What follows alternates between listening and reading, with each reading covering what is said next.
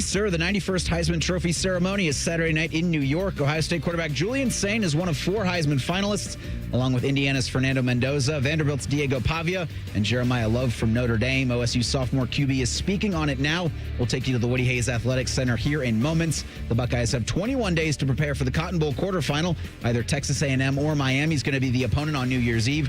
The Aggies and Hurricanes play next Saturday at noon in College Station for their first-round CFP matchup. In college hoops, Ohio State lost to number 13 Illinois 88-80 at the Shot.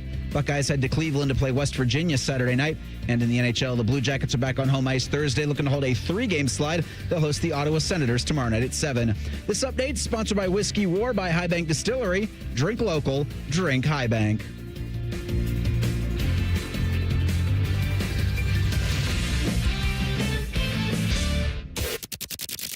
It's time to add some spice to your nooner. Nooner funny. This is the place where big-time guests, bold opinions, and little cute doggies come together. This is Rothman and Ice. Sponsored by Pella Columbus, the #1 rated windows and doors in Columbus. All right, welcome aboard. Busy Wednesday here on Rothman and Ice. So we'll set the menu in moments, but we first want to join Julian Sayin, the 7th Heisman finalist for Ohio State since 2018. No other school has had more than 4 Heisman finalists in that time. He's speaking on that honor now. Julian, there's a lot that comes with being the quarterback here, as I'm sure you're aware, including all this if you play well. When did you start to get comfortable with that? Are you still trying to find the comfort level with all the attention that this job brings? Yeah, I think, as a quarterback, you get the praise when you win and you get the blame when you lose, and that's that's what it is. And it's definitely a pressure-filled environment here, but pressure is a privilege. So it's awesome to be here. Let's go back to Doug Maurice. When did you start being a quarterback? When you were watching Marcus Mariota at the Heisman ceremony, were you already playing quarterback in football at that point? Yeah, I think I started quarterback maybe around 7 or 8 years old. So was definitely watching him, and he was just tearing it up that year. So that was kind of like my team growing up when they had Mariota. After that, it wasn't really my team anymore. But think like I'm going to be a defensive end, or I'm going to be a guard. I don't think there was ever a thought of being a D end. My physical makeup, and then I don't think there was ever a thought of it. I don't think so. We often talk with Coach Day about like the traits of certain quarterbacks. When you just think about the way you play the game, what are some of the traits that you think you have that make you a successful quarterback? Yeah, I think as a quarterback, you have to be a great decision maker. You have to be someone who can process information really fast, and you have to be an accurate quarterback. And then you have to have, the mindset of the next play. You can't let the last play affect the next play, and you can't let a bad play affect your next play. So I think, just having that next play mentality is important to have as a quarterback. Over here, Austin Ward. Julian, have you been to New York City before? I think the last time I went was maybe 12 years old, or last time. So it'd be pretty cool to go again and be in the city. Is there something that you'd like to do? I know Jerry and the SIDs are going to keep you busy, but whatever they got for me, I'm excited. I'm going to take the weekend all in and see what it holds. Tim May. Were y'all on like a tour there when you went there when you were 12? I mean, like Empire State Building? No, we didn't go on a tour. My parents are from the East Coast, so they've gone a couple times, and I went back. I think I went around Christmas time actually when I was 12, and we just went around the city and did whatever it was. We didn't go on a tour or anything. It's pretty cool at Christmas time. It is pretty cool at Christmas time. It was a lot of fun. Hey, your dad sent me a video one time of you playing quarterback at 11 years old. I don't know if you remember those days or not. It was so long ago. When did you realize, Julian, that you were pretty good at it? You understand? I mean, that it could sort of take you places if you honed in on it. Yeah, I think. And what was the tip-off? Go ahead. I was just, playing for the love of the game, and I love playing quarterback, and I love just being out there with my friends playing. I think, once I started getting to 8th grade, 9th grade, I kind of, started to pick up some steam in recruiting, and I kind of realized, okay, maybe I could do this at the next level. But it's always just been because I love the game and love playing quarterback and love being out there with my friends and love being out there with my family. Yeah, but you have to come to that moment when you realize you have the physical. A lot of people dream of being a quarterback. You know what I mean? But Yeah, I think just coming into high school, I kind of realized I'm pretty accurate. I can do these things better than some other kids. throw it 60, things like that. Yeah, things like that. Yeah. All the way to the back, Dan Hope. Julian, you obviously joined a list of names like Dwayne Haskins, Justin Fields, C.J. Stroud being an Ohio State Heisman finalist. Just what does it mean to have your name alongside those guys? And have you heard from any of those guys this week? Yeah, it's really special. It's obviously a very prestigious award, and having some really great quarterbacks here go to New York City, it's really special. And I heard from CJ after the T Up North game, but yeah, it's pretty awesome. How well do you know CJ? What's it like here in Japan?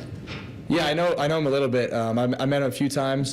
He's came to a couple of spring practices, so I met him a little bit, and it's very cool to hear from him. And you mentioned earlier, working on some of the issues on the offense. Obviously, the red zone is an area where you guys struggled in this past game. What do you think in the red zone is really making something that's tripped you guys up that you need to improve on? Yeah, I just think we got to execute better. We didn't play our best football at all in the red zone, and we got to watch the tape and see how we can execute better, and just focus on doing our job.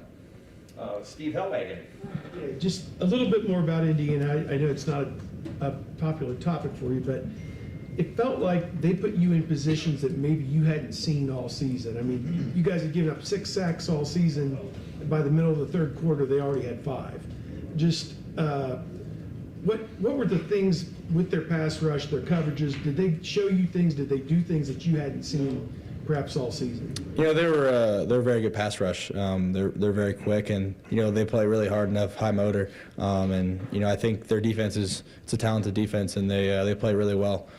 So I think just their scheme combined with other players gave us some problems, and they did a really good job making after the quarterback. And following up on that, now that you've played a team at that caliber, and you could potentially play 3 more of them in this playoff, up to 3 more of them, do you feel like that game, the result not what you wanted, but is going to help you prepare to be ready for whatever you see the next 3 games? Yeah, I think it definitely lights a fire under when you lose a game like that.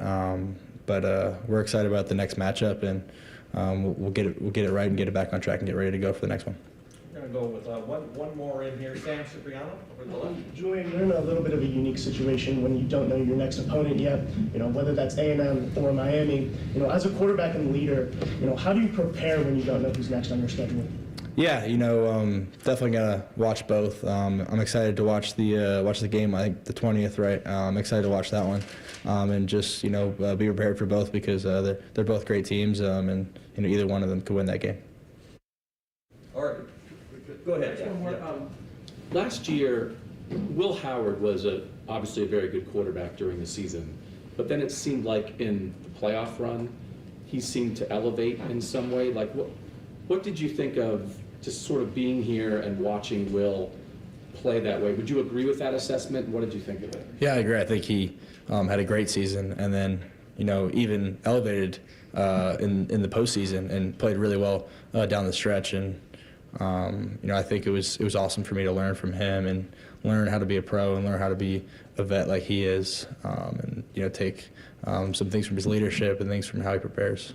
What do you think goes into it when you are a very good quarterback, and then when it's go time, you're even better? Like we're saying, what happened? Like, how can you make that happen? I think as a quarterback, you have to rise to the occasion. You have to, I think we say here, the best players play their best in the biggest games. So you have to rise to the occasion and be ready for the moment. Bill Billings. Last year, when you guys lost in the last game before the playoff, you had the big team meeting and all that.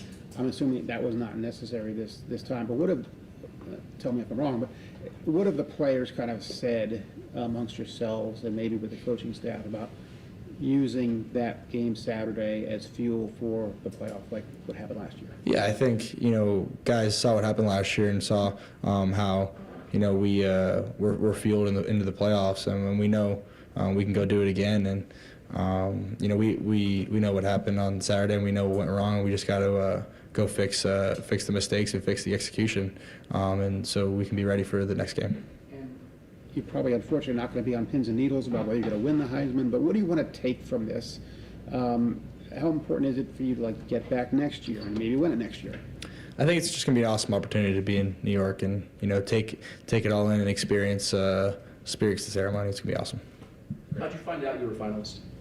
Jerry told me. I wasn't watching Monday Night Football yet. I was waiting for. I think it starts at 8:15 here. I was waiting for the 8:15 start, so I didn't have it on TV yet. But Jerry told me, and then I saw it on social media also. What's the biggest award you've won so far? Biggest award I've won.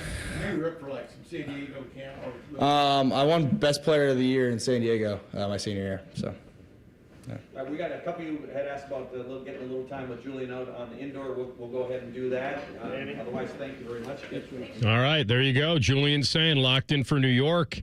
Talked a little bit about the last game and lighting the fire and a little bit about the history of the Heisman. We'll react to all of that and reset our menu of the day, which will include many fine guests and good topics. Stick close. Rothman and Ice and the Fan. If you miss a live show, you can catch the podcast. If you miss the podcast, our hosts have volunteered to have dinner with you. Ma, the meatloaf! The Fan. Hey, Central Ohio, it's Andrew from Home Team Solutions. And yes, we buy houses for cash the easy way. We've been buying houses for over 20 years and we've seen it all. Whether you've inherited a property, you're behind on payments, the house needs work, or just want to avoid the hassle of listing, we've got you covered. No repairs, no clean out, no stress, just a fair cash offer and you pick the closing date.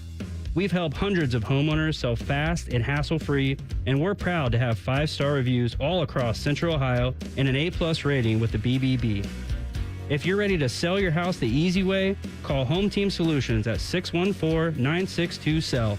That's 614-962-7355, or visit us online at selltohometeam.com. Home Team Solutions, local, trusted, and family-owned.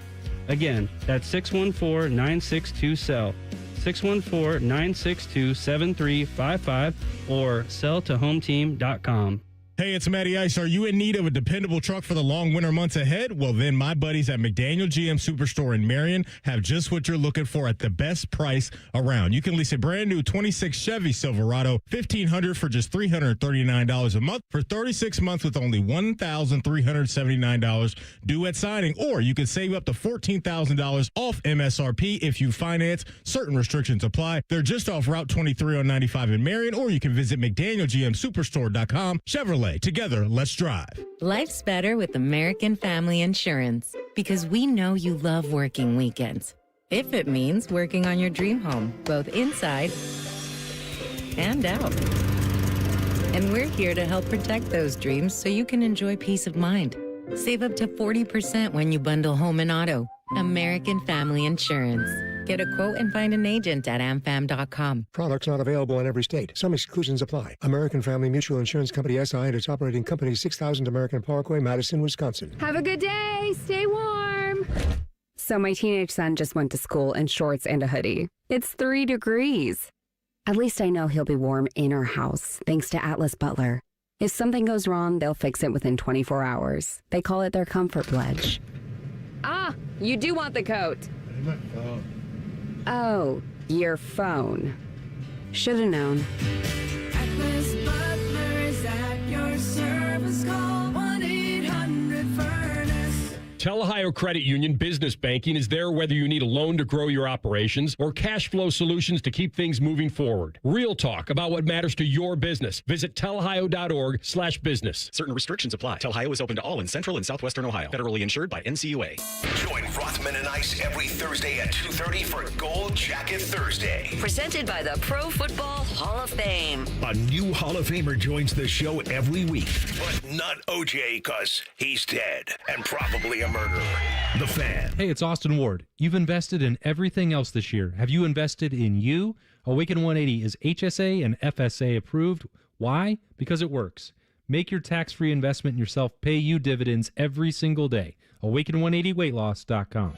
With Steel, batteries are included. This holiday season, give a gift that's ready to go right out of the box. For everything from cleaning up the yard to cutting up firewood, Steel tools check off the wish list and knock out the to-do list. And right now, buy select battery tool sets and get a free extra battery. Visit SteelUSA.com for holiday deals and gift ideas. Happy holidays from Steel. Offer valid for a limited time only at participating dealers while supplies last. At the Ohio Lottery, we make Keno fun, your way. That means you pick your wager. Will it be $1, $2, a crisp $20? Your call. Like picking your own numbers? Use any inspiration you like. Birthdays, jersey numbers, you name it. And if you don't feel like choosing, there's the Super Quick Auto Pick. With regular promotions that'll get you more bang for your Keno buck, multiple ways to win, prizes galore, and live draws every few minutes. Anytime is the right time to get in on the Keno action. Keno is always fun, your way. Lottery players are subject to Ohio laws and commission regulations. Play responsibly. Fan weather. From the Logan AC and Heat Services Weather Center. We're tracking a rainy and windy Wednesday as winds gust up to 40 miles per hour here through the day, and that will usher in some colder air for the afternoon as we see some rain and snow showers likely here through this evening. And then as we head into tonight, temperatures will drop down into the 20s with a few more snow showers in the forecast. And that's a look at your 10 weather impact forecast. I'm meteorologist Aaron White here on 97.1 The Fan. Bet365, the official online sports book of Rothman and Ice. Whatever the moment, it's never ordinary at Bet365. The Fan, Ohio sports destination. No one funks up the work microwave like these two. Fish again? You're listening to Rothman and Ice. All right, Rothman and Ice on a reset here. Nice to hear from Julian Sayin. The fact he gets to go to New York and be a part of the Heisman. There's a reason there were no direct questions. Do you think you're going to win or do you think you deserve to win the Heisman? Because, A, you know the answer. It's not up to me. It's up to the 1,000 voters, whoever votes. You know who would answer that? Diego Pavia. Diego would give you a direct, hell yeah, I should win well, this thing. We've talked about this with awards, about the fine line that athletes cross or have to tightrope between confidence and arrogance. And I remember a time, I think I told you this, I remember a time years ago where the stock answer was, it's not up to me. Mm-hmm. And now the athlete has crossed over in my mind. I don't know when this happened. I can't put a pinpoint on when it happened, the year or the time or the game or whatever, where then you were actually faulted for not saying, yes, of course I deserve to win it. Because, and we talk to coaches and GMs and people who want to hear a guy say, I'm the guy. And so there is a fine line these guys walk. No one asked the question because it would put him in an awkward spot. Yeah. And the awkward spot is what I just said. If he doesn't answer it, it means he doesn't believe that he's the guy. And if he does answer it, he's arrogant. So there's really no... I mean, I don't know if everyone would read that as arrogant. I wouldn't. I'd say that's a dude that believes in himself and has the body of work to back it up. Like, I think if you're one of those guys that's trying to plant your flag that I'm this and I'm that, and you don't have, like, either the numbers or the team success to come along with it, that's when that stuff kind of rubs me the wrong way. But any four of these guys that would step to a microphone and say, like, I respect what those other three guys have done, but I feel like I'm the guy, I actually kind of like that. Well, then you know what? The question should have been asked then.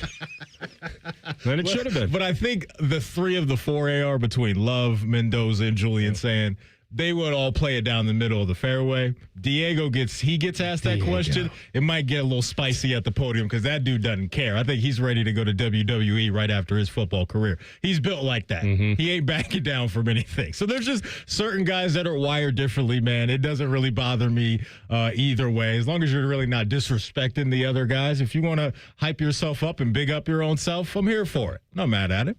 I've been there.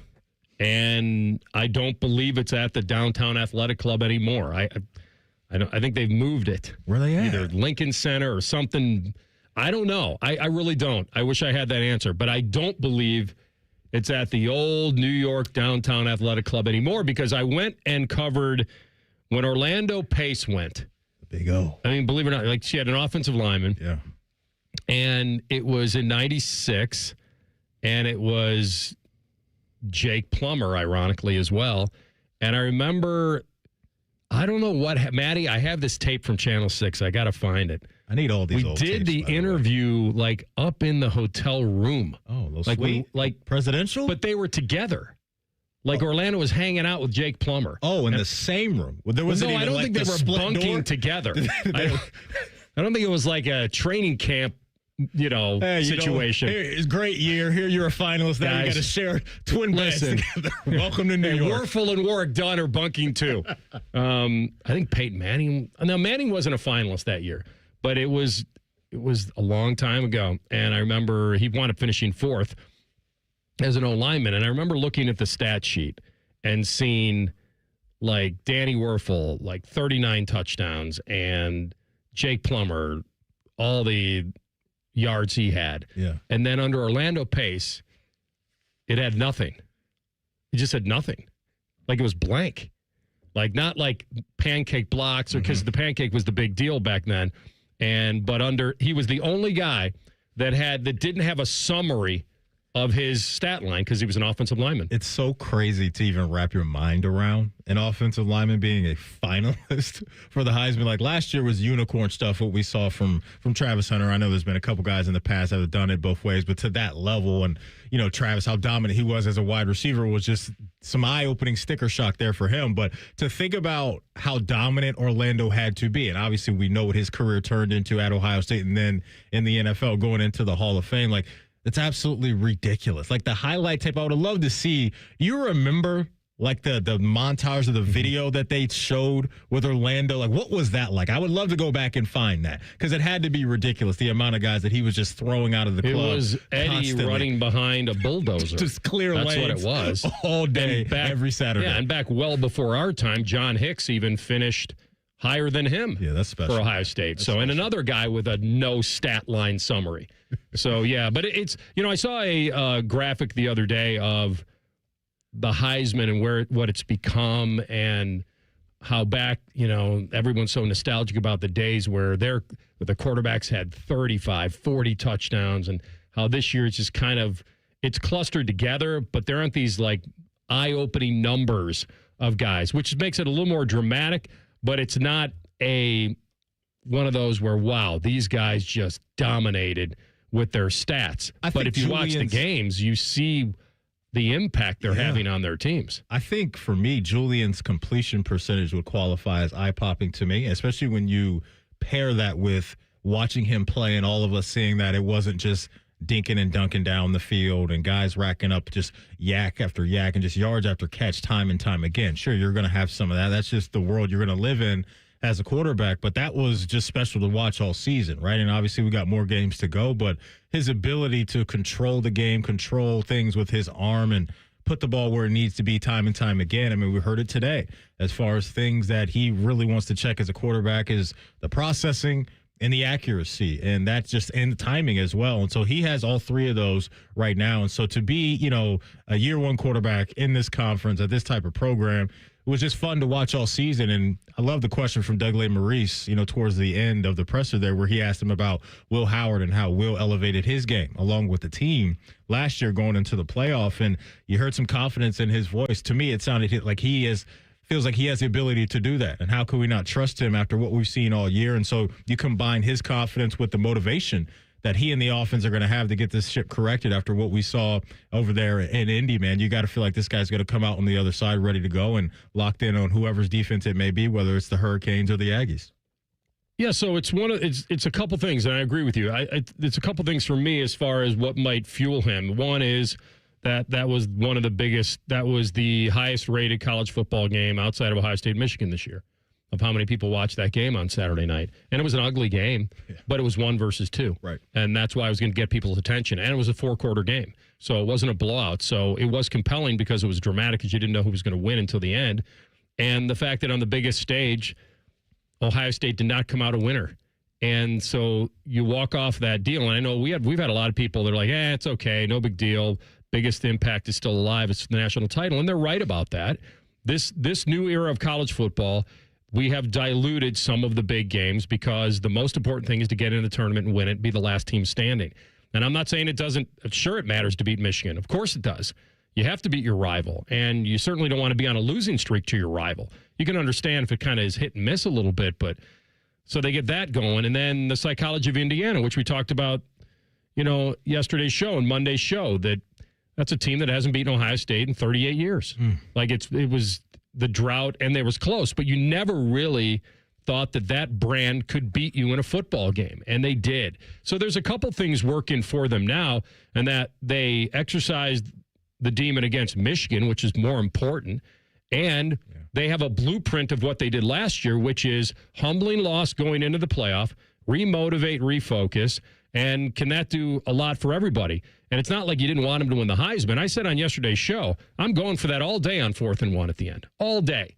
I want my Heisman candidate to have a chance at a game-winning score. I want that for him. And I also want it because I know I'm going to need a stop. I said this yesterday. If Ohio State was down 3 with less than a minute to go, I'm kicking that all day. I'm kicking it all day because I don't think Indiana has enough time to retake the lead, and then I'm truly playing for overtime. But with 3 minutes, I have to go for that because I need a stop no matter what. Because if I tie that game with 3 minutes left at 13-13, I still have to stop Indiana from retaking the lead or winning at the buzzer. Either way, I've got to get a stop. And so I'm going for that. And I feel like it was one of those times where they reverted back to, and he has a feel for the game. He has a feel for his players, situational coaching. He felt his defense was playing pretty well in a very low-scoring game. And if I tie this game, I'm going to get that stop. And then all the pressure in the world is going to be on Indiana. Didn't work out that way because what happens is when you trust your kicker and he misses, it's got so much bigger regret than going for it on 4th and 1 with your Heisman candidate quarterback and not converting. If you go for it and you don't convert, are there going to be people, is Ryan Day right, that there will be people yelling, oh, I can't believe you didn't kick it. You missed the last 4th and 1. Now there would be a minority of people that would do that. Yeah. But I think the majority would be like, you know what? That's my new coach. I saw it last year.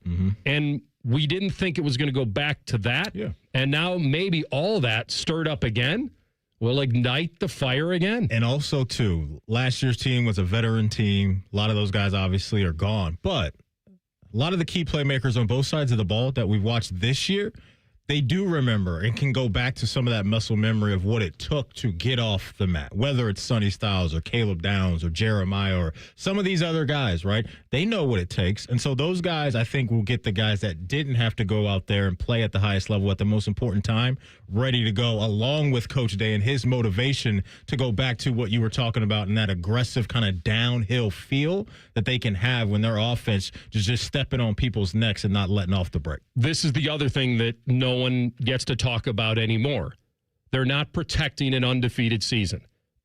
Not this perfect season that's still hanging over their heads. That's gone. Oregon had that last year, and right? Oregon had it last year, and Indiana has it this year. Yep. So there's no more of this, wow, wouldn't it be great to have a perfect season? Yeah. Well, now perfection is last team standing again. We'll come back in 2 minutes. Our friend Adam Schefter, ESPN NFL Insider. Will the Colts really run out the grandpa? We'll talk to him next. Rothman and Ice on the Fan. Hey, it's Austin Ward. Listen to The Beat with Austin and Byrne, now powered by the Waterworks and Header Heating, Cooling, and Plumbing. Get the latest Buckeye news, insights, and unbeatable analysis every day. Don't miss a moment. Stream The Beat with Austin and Byrne, sponsored by the Waterworks and Header Heating, Cooling, and Plumbing. You have a chance to win a beautiful new custom home or cash prize this holiday season with a Home for the Holidays raffle. And help make wishes come true for Make-A-Wish Kids. One lucky winner will be announced on December 24th, so get your $100 ticket now. Just visit ahomefortheholidayscolumbus.org to buy your tickets. That's ahomefortheholidayscolumbus.org. Terms and conditions apply. This is Ryan Krieger, and at Krieger Ford, we know life's busy. Let us handle your car care. Enjoy our convenient pickup and delivery service, or have our technicians come to you with our mobile service van. It's fast, easy, and hassle-free. Schedule your appointment today, only at KriegerFord.com. Skyline's Mac and Cheese 3-Way is back, this time with white cheddar cheese and creamy cavatappi pasta. Try a Mac and Cheese 3-Way with Skyline's original chili or their new chicken chili at participating Skyline locations for a limited time. Hey Columbus, Retail Rush is celebrating our grand opening. Designed with you in mind, Retail Rush offers great deals on name brand products at up to 90% off retail prices with fast, easy pickup that fits your schedule. Bid on great deals at Retail Rush for products like home decor, lawn equipment, and much more. Sign up now at retailrush.com, start browsing, and bid now. Retail Rush. Deals made easy. Bid now at retailrush.com. Care Heating and Cooling. Honest technicians, honest pricing. Call 1-800-COOLING. Rothman and Ice is sponsored by your local Pella Window and Door showroom on Gemini Parkway. The Fan, Ohio sports destination. NFL Playbook with ESPN's Adam Schefter. Sponsored by Bet365. Whatever the moment, it's never ordinary at Bet365. All right, as we effort Shefty, we'll let you know that the Colts didn't just work out Phillip Rivers for fun. He did sign to their practice squad. So this wasn't a PR move. 12 seasons, 4,000 yards passing, tied for third most in history. And if he wants to do it, which clearly he does, then they'll do it. So here's my oddball theory of mine, just on a personal note for him. So I thought about this morning. If he's a borderline Hall of Famer, he's not a lock, and he's not a guy that for sure wouldn't make it. He's right down there. He's right there. So my theory is that this could be, I think this is a no-lose situation. He's 44. He's a grandfather. Like, no one's expecting a lot. In fact, most people are expecting him to fail. My theory is that even if his clock resets being activated for the Hall of Fame, he's got to wait 5 more years, that if he is halfway decent and, dare I say, wins this game or wins a game for them, this in a lot of people's minds may be the tiebreaker that makes him a lock Hall of Famer to come out of retirement, 44 years old, hasn't played in 5 years, coaching high school football. If he gets out there and looks the part of a professional quarterback, and I know he's got a good roster, that people that were on the fence might say, you got to be kidding. There may be an emotional pull there. Am I onto something? I think you're onto something, but does he lose anything by failing badly? I don't think so, because he'll get he's a grandpa. What else did we expect? You know what I mean? What did we really expect? That's what I'm thinking. I think it's a no-lose situation. I think the AR may have to be more than one game. I think they got, 4 games left? How many games left do the Colts have? I think just saddle them up and ride them to the playoffs? I just don't know. I'm just saying, I don't know if 4 quarters of play would do it and say, okay, now he's a Hall of Famer. Listen, it's a offensive and defensive game. He can't do it all. But my point is, if he plays well, he's going up against the Seattle defense this week. If he is starting, we'll ask Shefty. I don't even know if he's starting this week unless Riley Leonard. Well, if Riley Leonard can't go, then they got a choice. But I can't imagine throwing this guy in there on a week. But if he's ready to go, he's not going to get any better, but the game plan certainly. I thought you were going to say he's not going to get any younger. Yeah, not getting any younger, that's for sure. And Jeff Saturday even said, most of the average people like us are not thinking about just taking a professional snap and all that. Jeff Saturday said when they brought in Kerry Collins, he goes, I think I broke 2 of his fingers snapping the football. Like, he goes, things that guys hadn't done in a while. It's like bringing a catcher out of retirement from 5 years. Can he still catch a 100-mile-an-hour fastball? Absolutely. Probably, maybe his instincts or his reaction time isn't as good. Yeah, his palms but can he catch the curveball? Is he used to catching that? I actually think that would be easier to catch than the heater. Really? A mover? A mover? Less miles per hour. I just thought something moving might be. It's like shag and fly balls. If you haven't done it in a while, even the can of corn seems like an adventure. And I feel like if he fails against Seattle, if he plays on a short week, no one's going to fault him for that. But if he actually beats San Fran and beats Jacksonville and has a couple home wins, I honestly think that might be just the cherry on top of a Hall of Fame. So you're saying Sunday. If you were a voter, that would sway you. That would do it. I'd have to see it, but if I'm on the fence and I see a guy come out of retirement and I already thought he was a borderline Hall of Famer, that might do it. Here's the resume without the wins that you're talking about. Comeback Player of the Year in 13, 8-time Pro Bowler, no All-Pros, obviously no MVPs. And so I don't even know if he's borderline. Honestly, now that I'm looking at the resume. I don't even know if the body of the work is good. You don't think he's good enough? I don't think so. I think it's a little light right now. No All-Pros. But before you looked at it, you thought he was. Well, now that I'm looking at it, I'm going back. I'm going back the other way. I guess I would have to look back to AR to see if he had top 5 MVP finishes. Did he have any of those? Those things would matter to me too. Having to go back to look at that. What I find funny though is that the body's not even cold. The body is not even cold, and he took Daniel Jones' number. Phillip Rivers' grandpa came back and said, I'm getting 17 back. Did you see that? Wait, what happened?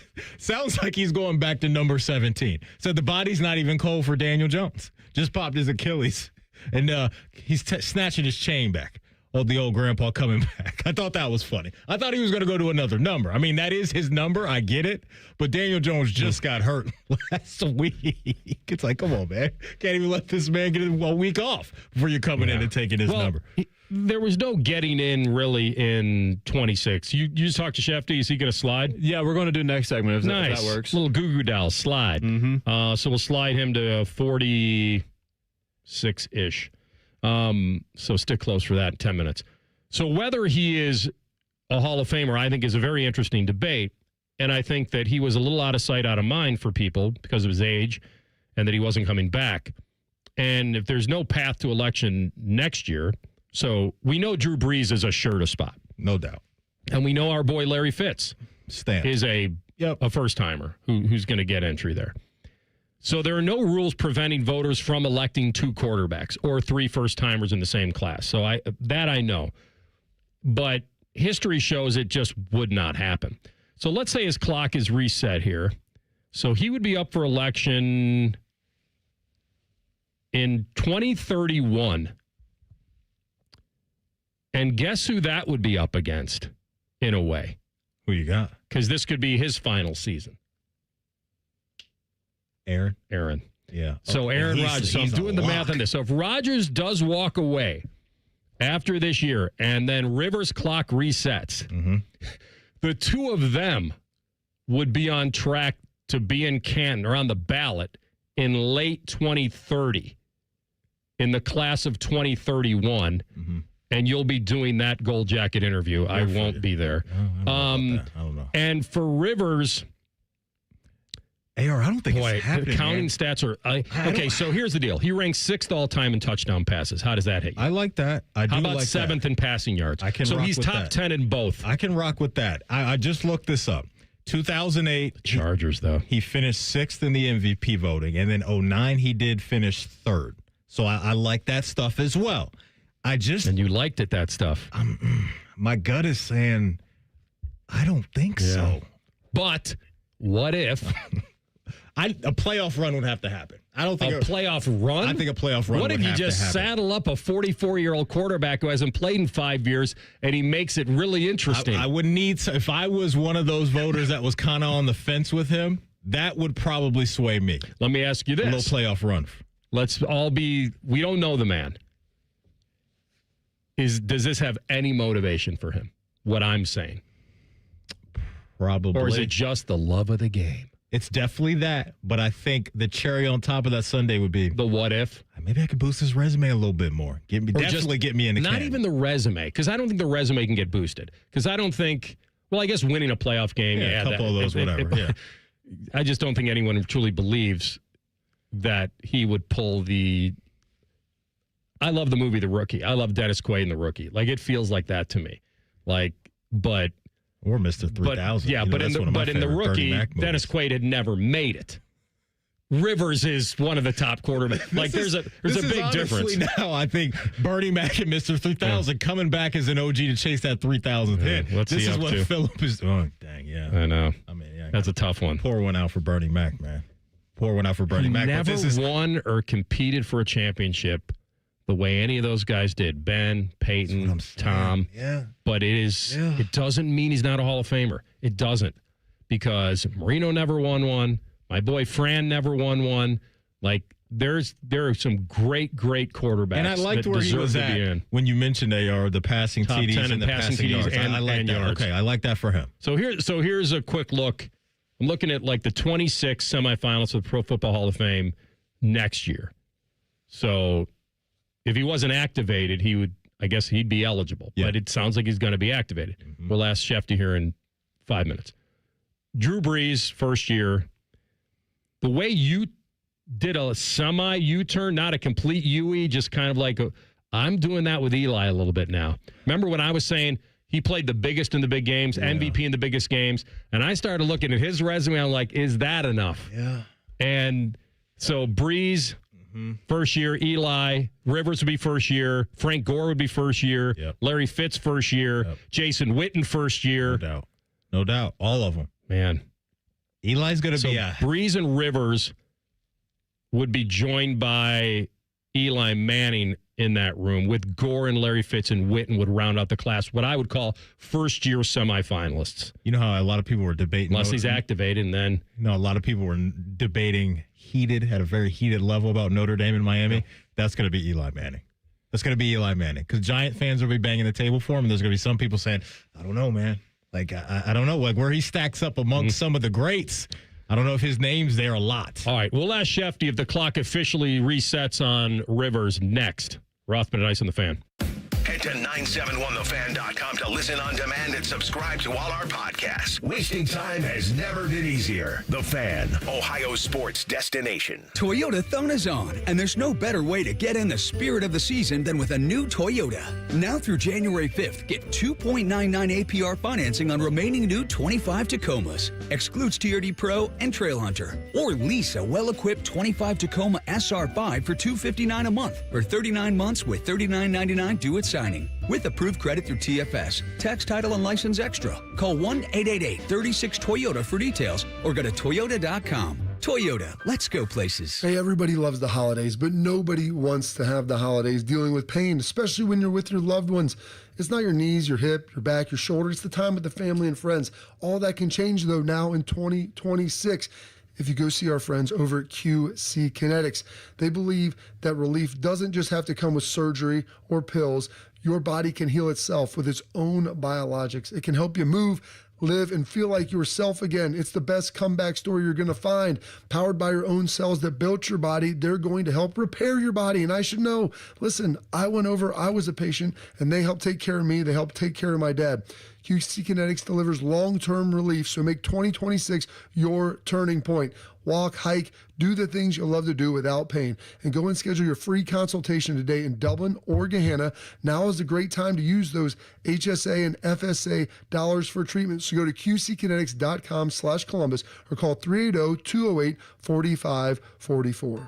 Wounded Warrior Project helps post 9/11 veterans and their families realize what's possible. With support and resources that bring warriors together and empower them to become stronger, both inside and out. It's possible to begin healing, to get the help you need, to find peace. And as each warrior's needs evolve, so do we. Because these last 20 years are just the beginning. Learn more at woundedwarriorproject.org/possible. Hey, Max, you look absolutely dashing in that purple tie. Ready to harness the world? You bet, Daisy. I'm ready as I'll ever be. And might I say, your purple tie really pops with your vest. Thanks. I almost went with a cape, but didn't want to come across as pretentious. Nonsense. Anyone in our line of work should rock a cape. You might be onto something, Max. Phew, so here we go. First day on the job. We've got this, right? Right. Don't forget, we both graduated from Dogs Inc. with honors. Which means I can guide my human around a busy city with ease. And I can give my human a restful night. I hope my human is kind and loving. And I hope mine likes wet kisses and zoomies. Ready to make a difference? Born ready. Let's go. Discover how extraordinary dogs like Daisy and Max change lives at no cost to the recipients. Visit dogsinc.org.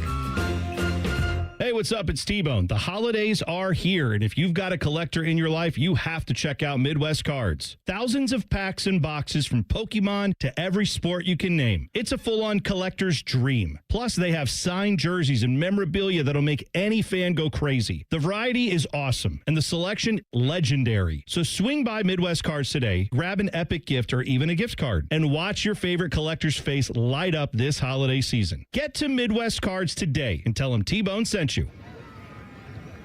Bank of America is the nation's leading business lender, and we're ready to help with your next goal here in Columbus. That's why we have over 3,700 local business specialists across the country. Because with the right team, your business and community prosper. What would you like the power to do? Learn more at bankofamerica.com/local business. Bank of America, official bank of FIFA World Cup 2026. Bank of America Corporation, all rights reserved. Jake Diebler's Buckeyes head to Rocket Arena in Cleveland for a battle with West Virginia. Live fan coverage starts Saturday night at 7 with the tip at 8. Proud to be your home of the Buckeyes, the Fan, Ohio sports destination. It's almost Ohio's Football Friday. All play and no work. Sponsored by Tansky's Sawmill Toyota. Your home for football, The Fan. There's nothing like ripping off your pants and enjoying some lobster bisque. This is Rothman and Ice. All right, here's Adam Schefter with us, ESPN Senior NFL Insider. All right, Shefty, thanks for sliding for us, brother. Good to have you. How you been? Of course. How you guys doing? Well, so Phillip Rivers said that when he saw Daniel Jones get injured, that it actually crossed his mind, would Shane Steichen give him a call? Did anything like that run through your mind? No, not initially. No. I was not thinking, Phillip Rivers was not top of mind for me on Sunday when I was mowing the replacements. Nor was Peyton Manning or Andrew Luck or some of the other Colts quarterbacks that have passed through there. So we'll see. In your mind, was he brought in as a guy that is completely competing to be the starter or somebody they think will start for them? Or is this more hey, we need an arm, we like the guy, he's willing to do it, let's see him kind of mentor Riley a little bit? How do you feel about the whole situation? I think it's about as good as they could do right now. I'm actually intrigued by it more than other people. I know certain people are not, but to me, I think it's pretty interesting that they could go do that right now. I am too. Yeah,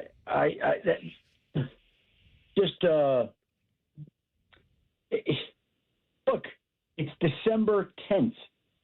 It's past the trade deadline. Who do you want to go get?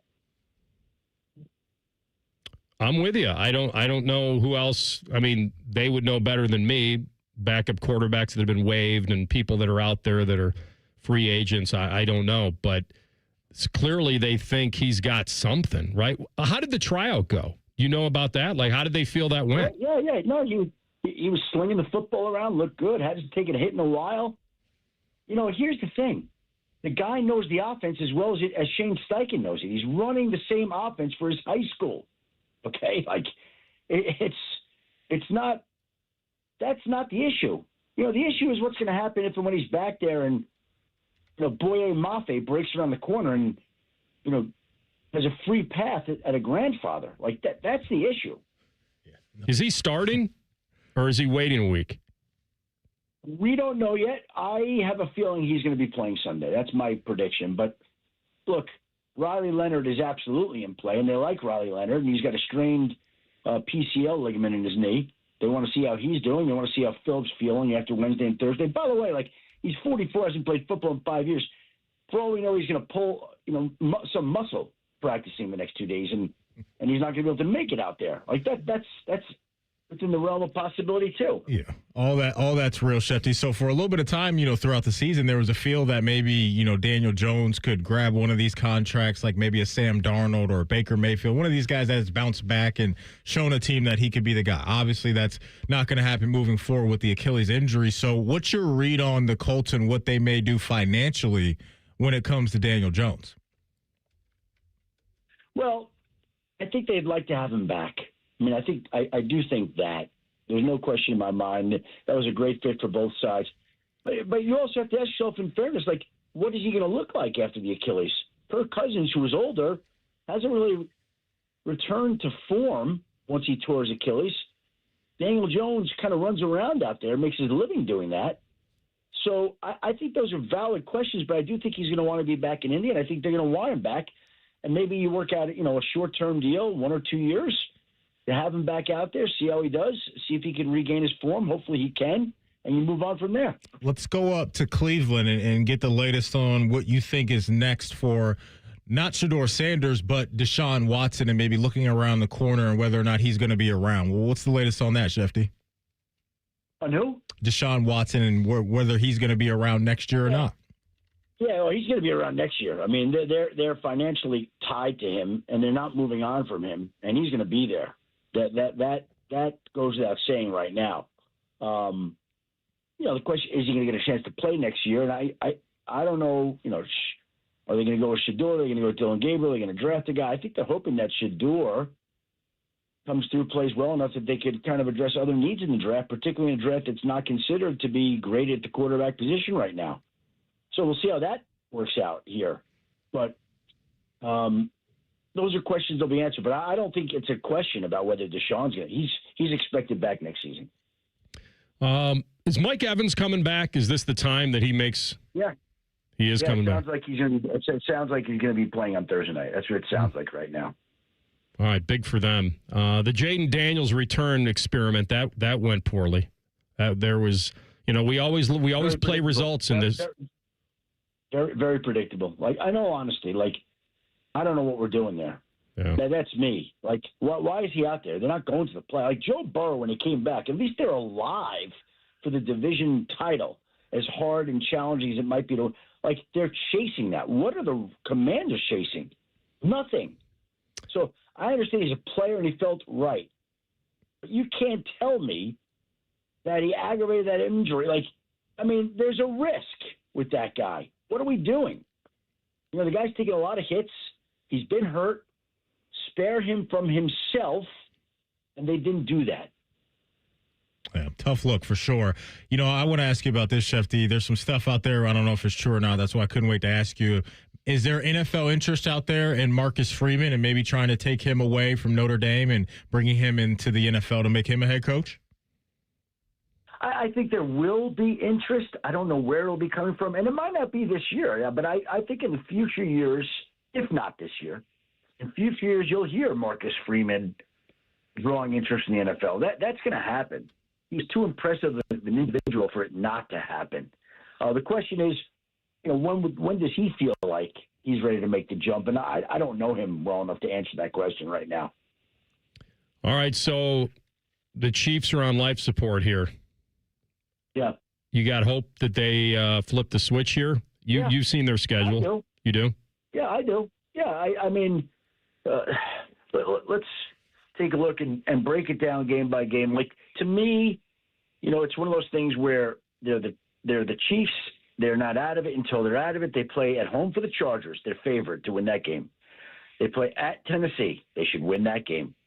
Come home for Denver. I don't know if Denver's going to be playing for anything at that point. Maybe the 1 seed. And then they play at Vegas. Like, I think that they might be favored in all 4 games. All 4. Now, I don't know if winning all 4 is enough to get them in or not. But they're not out of it until they are mathematically eliminated. And to my knowledge, that's not the case right now. So we'll see how that goes. How healthy, real quick, is their offensive line, though, Shefty? I know they went in the last week's game and they were down some guys, but how's that looking for them? Well, that's a problem. That's a big problem. Josh Simmons is on IR. Don't know if he's going to play again this season. Their first-round pick, left tackle. Wanye Morris, the left tackle that replaced him, hurt his knee. He's out for the year. Trey Smith is dealing with a high ankle sprain. Jawan Taylor is dealing with a bicep. Like, they're a mess up there. Mm-hmm. They're a mess up front. Yeah. But they have the guy. They have the one guy. All right, well, you got the story of all stories this week with Phillip Rivers, man. I think it's fun. I said to Maddie real quickly, I said to him, I go, if anyone was on the fence about the Hall of Fame, and certainly there are a lot of people on the fence, if he comes back at 44 and does something magical, that may sway some people who are maybe thinking the other way. But he's in my mind, he's a Hall of Famer, period. Yeah, he might not be getting in now until 2031 as opposed to 2026, but we'll see. You got it, my man. Be well. Thanks for this.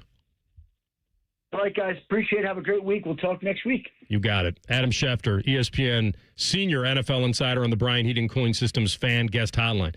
We got a fan sports update here, top of the hour. We'll get into hour number 2. And Notre Dame being batted around in the media and also within college football. You'll hear that next. Rothman and Ice and the Fan. All the Ohio State conversation you can handle. The Buckeye Show. Weeknights at 6. Your Ohio State flagship station. The Fan. People can't say enough amazing things about Vanscoy Hair Clinics. Men and women struggle with hair loss every day, and they completely change their lives. Vanscoy Hair Clinics is the only company in Ohio that has PRP, platelet-rich plasma, and the multi-unit hair grafting hair transplant procedure. Go to vanscoyhair.com for more info or call 614-432 432-8042. Here's what some of their hair transplant clients have said. Around 26, 27, I lost almost all of my hair on top. It changed my life in ways that I could not imagine. My hair is going to continue growing for the rest of my life. There is hope that you can do something about your hair loss. Multi-unit hair grafting gives you 3 times more hair per procedure, saving you time and money. Hair transplants are more affordable than ever, and PRP is a fast, easy, and effective 45-minute treatment for thinning or damaged hair. Call Van Scoy for a free consultation, 614-432-8042, or visit vanscoyhair.com. That's 614-432-8042. Find out what procedure will restore your hair. Things are going to be busy between now and the end of the year. You got holiday gatherings, school functions for the kids, families are getting together. I know.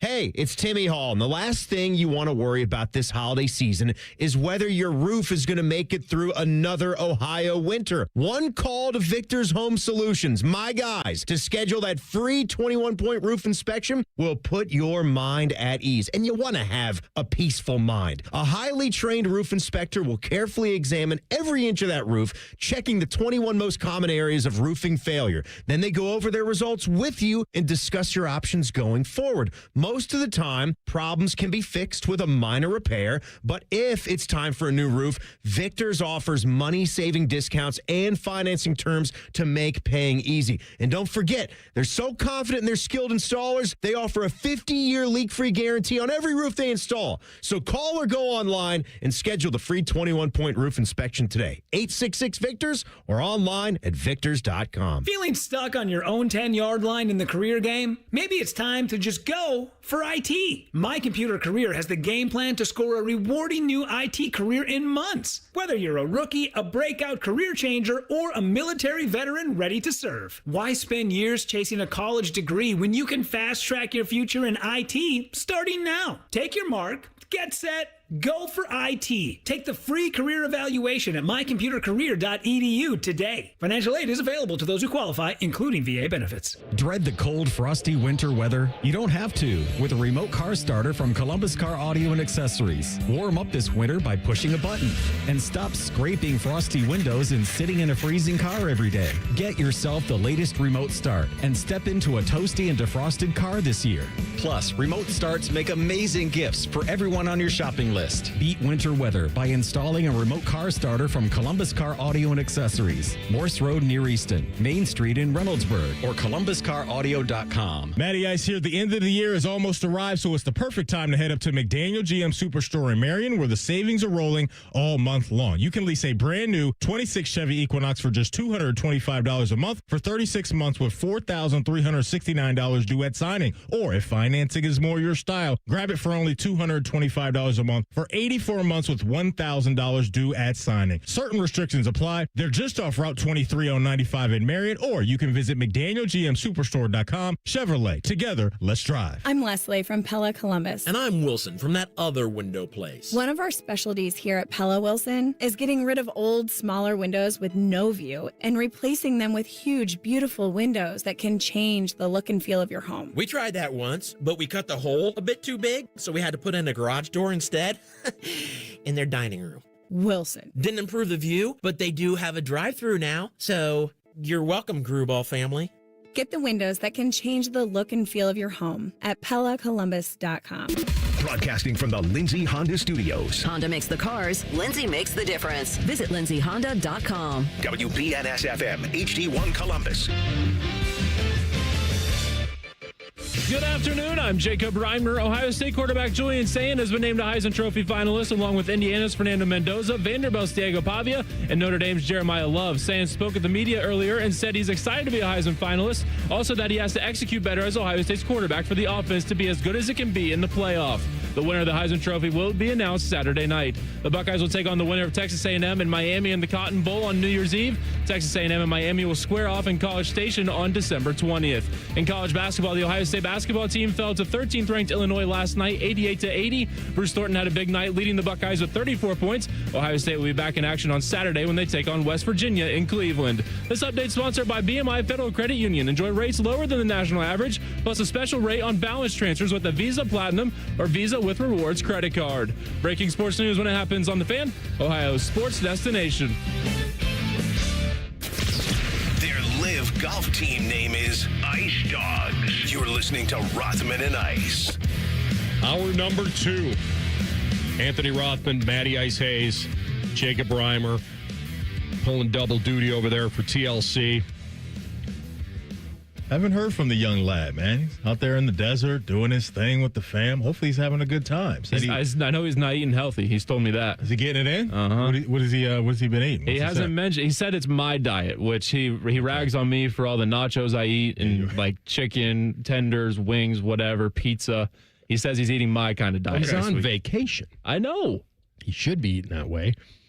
I thought maybe he was storming the castle of the committee or whatever. He's trying to find a few of those committee members. Notre Dame fans been looking for, man. That is for sure. And TLC and Pete Bavacqua. I'm here for all the drama on both sides. Like their crying is kind of getting annoying. Like I'm tired of hearing from their AD and all these quotes and all the nonsense that he's spewing out there. But what the Big 12 commissioner did, coming off the top rope with the people's elbow, yeah, I'm here for this type of pettiness. And this isn't even pettiness.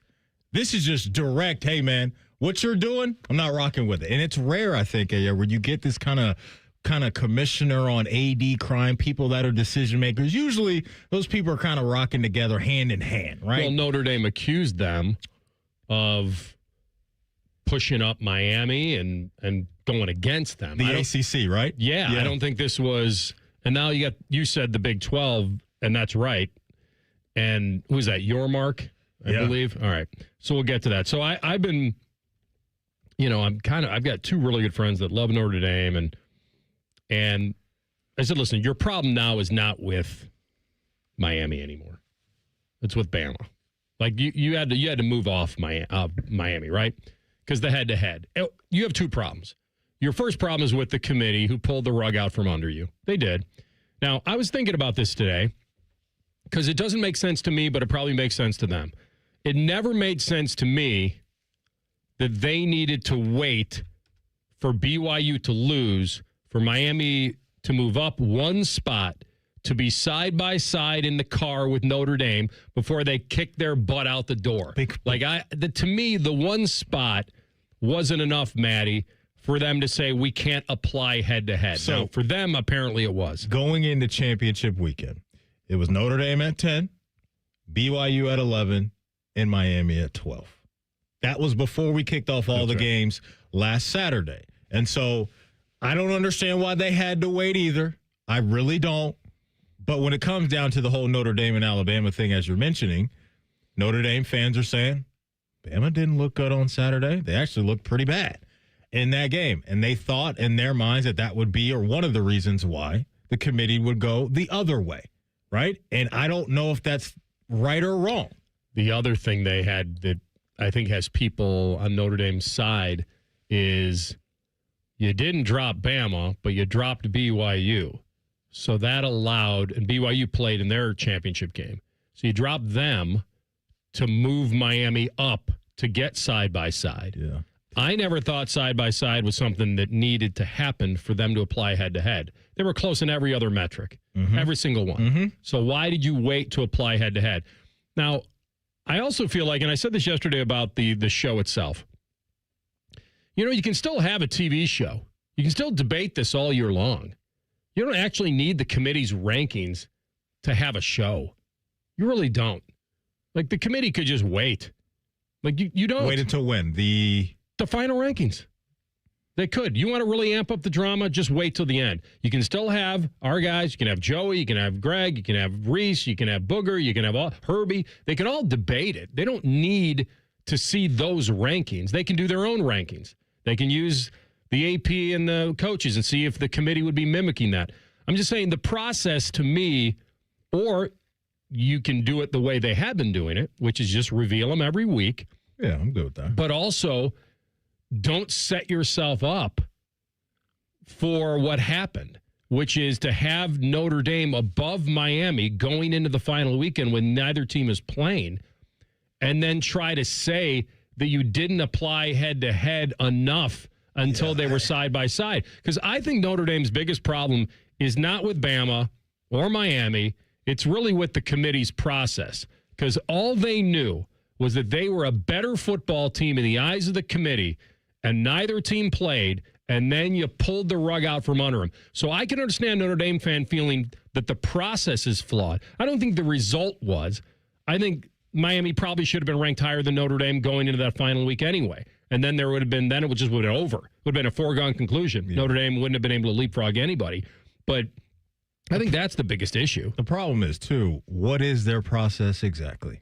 What is it? Well, you can I'm just go saying, on the line. We can go and read it, but the thing is, they can point to multiple things and say, this is the reason why. And then they can just, hey, we're shutting down shop. That's it. This is our reason. This is why we're putting them there. This is why you're not in. This is why you're in, yada, yada, yada. And it's never really clean cut because we've run into this thing for years now where we're always talking about the team that's just on the outside looking in and how much maybe they're deserving more so than the other team or this or that. So this is never going to change. And when we go to 16 teams, we're going to be talking about the teams on the fringe again next year. And those teams are going to be hollering from the rooftops because they're going to be pointing to a program or two that they think that they aren't deserving, and they are. And so this problem's never going to go away. It's part of it. Part of it's fun for me. But with what Notre Dame has done over the last few days, I'm just out on them right now and how they just took their ball and went home and their AD's out there crying every chance he gets. I'm out. I understand why they're upset. The reasoning is wrong. I don't think you can go back to your resume and do what he did. We were on a great 10-win run. One of the best of all time. I'm like, what is that? You didn't really play anybody. I think you just stick with what feels, I guess, honest, which is we think we're one of the best 12. We think that nobody really would truly want to play us right now, that we got hot, that we're a tough team, that we're improved, that we're exactly what tournaments need. Teams playing at their best, then get a shot at the title. Here's the mission for the CFP Selection Committee protocol. The mission. The committee's task will be to select the best teams, rank the teams for inclusion in the playoff, and then assign the teams to the playoff bracket in their game sites. The committee will select the teams using a process that distinguishes among otherwise comparable teams by considering strength of schedule, head-to-head competition, comparative outcomes of common opponents, but without the incentivizing the margin of victory, and other relevant factors such as unavailability of key players, coaches that may have affected a team's performance during the season or likely will affect its postseason performance. So the two biggies, strength of schedule, they're fairly even. Notre Dame and Miami. Head-to-head, that's it. Boom, you're done. Like you were done.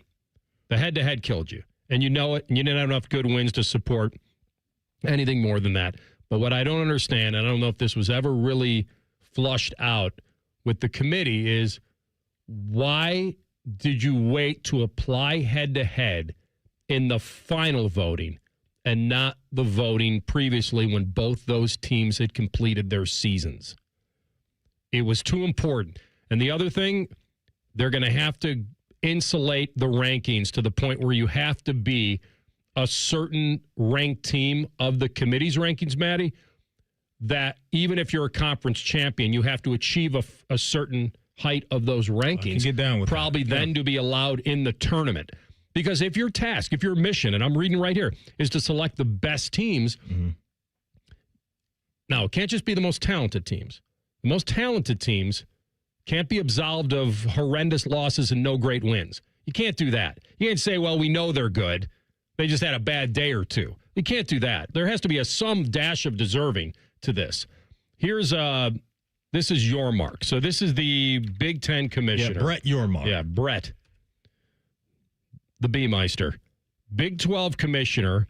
And he came in, as you said, from the top rope, slamming Notre Dame's AD. Making work makes sense. Oh, man, that. What in the world? I thought maybe you put some ominous music with it or something. I don't know what happened there. Hey. So here's my guess. He really produced that thing. That somebody either got it. You didn't insulate your number. I don't know if I trimmed it at the beginning. Hang on. Well, wait a minute. What in the world is that, though? I think that's an ad at the beginning of the clip. Oh, the old streaming ad. That's on me, guys. All right. Well, we're going to give you a chance to fix that. Yeah, because I do people got to hear this. Yeah, and you can just put it in ins and outs because, the credibility of Notre Dame stood with the way they were playing. And there's no going back to fix it now because it's done. And so the fact that Notre Dame has made some accusations is, I guess, human nature. I'm okay with them being upset.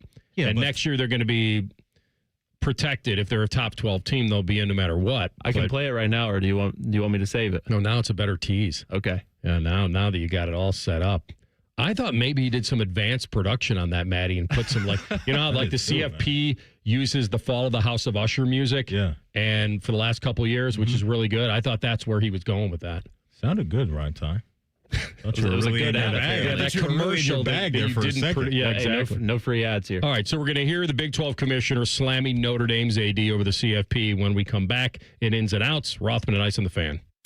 Unlike your deadbeat uncle, we'll never leave you stranded in a ditch when you were 6. This promo may have been a touch too specific. The Fan. Bet365 is paying out before the final whistle. Check out Bet365's unrivaled early payout offer. When you bet on a team to win and they take a 17-point lead, you get paid no matter the final score. Forget the final whistle and start counting that cash. Hold up, you get early payout on parlays too. Download the app and see why it's never ordinary at Bet365. Gambling problem? Call 1-800-GAMBLER. 21 plus only. Must be physically located in Ohio. Terms and conditions apply. An app only. Hey, it's Bobby Carpenter. Every day, it's there. Matter of fact, it's the most predictable thing in your life, unfortunately. I'm talking about that chronic pain from whatever joint, the knees, the hips, the back, shoulders. But tomorrow you could wake up and it could all be gone. Some cases within a day because of a breakthrough treatment called stem wave therapy. Physicians in Europe, they were using it 20 years ago. Finally, it's here in the U.S., and there's a huge demand for it because patients can get relief from that acute pain, and now they're spreading the word. Here's the best detail about it. The device, it's both diagnostic and therapeutic. It helps Dr. Tesner and his medical team at QC find the problem and trigger your body's natural healing response. StemWave uses the same technology as lipotripsy. The sound waves penetrate deep in, spark blood flow at a cellular level. You're wondering if it's a good solution for your pain? QC Kinetics is making it easy. Your first stem wave treatment is only $49. So give them a call and find out about the $49 stem wave treatment here in Columbus at 380-208-4544. Hey, it's Austin Ward. Listen to The Beat with Austin and Byrne, now powered by the Waterworks and Header Heating, Cooling, and Plumbing. Get the latest Buckeye news, insights, and unbeatable analysis every day. Don't miss a moment. Stream The Beat with Austin and Byrne, sponsored by the Waterworks and Header Heating, Cooling, and Plumbing. Hey friends, Beamer here, and today marks exactly 1 year since my very first weigh-in with Awaken 180. And yeah, I started a weight loss program in December. Most people wait. I figured, why not put it to the test? If I can do this through the holidays, then there's no party, no trip, no tailgate that's ever going to throw me off again. And you know what? I wasn't wrong. Week 1, I dropped 12 pounds. By New Year's, I was already down 30, on my way to dropping over 80 pounds. And 15 of it actually came in free maintenance. Awaken 180 changed my mindset, changed my outlook, and it has changed my life. It wasn't about waiting for the perfect time. It was about starting with a program that won't let you fail. Consultations are still available here in December. Get yours on the calendar today. Do what we all did and choose the solution for weight loss. Awaken 180 Weight Loss. You can give them a call at 844-346-1800. Again, that's 844-346-1800 or online at awaken180weightloss.com. Again, awaken180weightloss.com. This is Corey Sickles with Safe Harbor Retirement Group. When you leave a job, don't leave your 401k. Grow your investment without the fees associated with 401k plans. Visit safeharboroh.com to schedule a complimentary meeting. safeharboroh.com. With Steel, batteries are included. This holiday season, give a gift that's ready to go right out of the box. For everything from cleaning up the yard to cutting up firewood, Steel tools check off the wish list and knock out the to-do list. And right now, buy select battery tool sets and get a free extra battery. Visit SteelUSA.com for holiday deals and gift ideas. Happy holidays from Steel. Offer valid for a limited time only at participating dealers while supplies last. With Steel, batteries are included.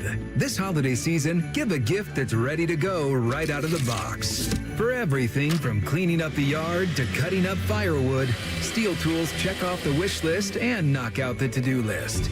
And right now, buy select battery tool sets and get a free extra battery. Visit SteelUSA.com for holiday deals and gift ideas. Happy holidays from Steel. Offer valid for a limited time only at participating dealers while supplies last. Join the Fan weeknights at 6 for the Buckeye Show. And if you're asking if it's just a bunch of homers rooting for all things Ohio State, yes it is. Proud to be your flagship home of the Buckeyes, the Fan, Ohio sports destination. Fan weather. From the Logan AC and Heat Services Weather Center. We're tracking rainy and windy conditions here for today as winds gust up to 40 miles per hour. That's going to usher in some colder temperatures later on this afternoon. Eventually looking at some rain and snow showers through this evening into the early part of tonight. And temperatures dropping down to the 30s here by tomorrow with a few more flurries. And that's a look at your 10 weather impact forecast.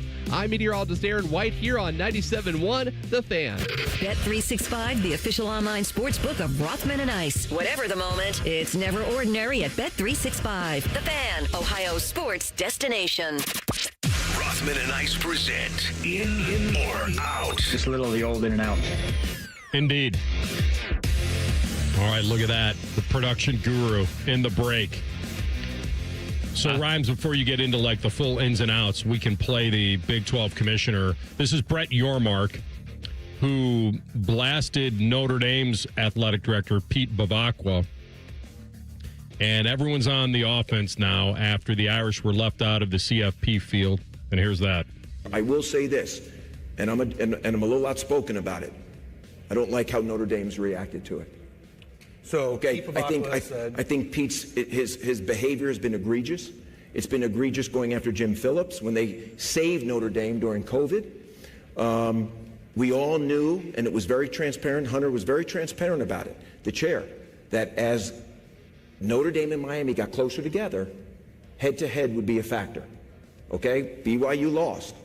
They became closer together. Head-to-head made a difference in that decision.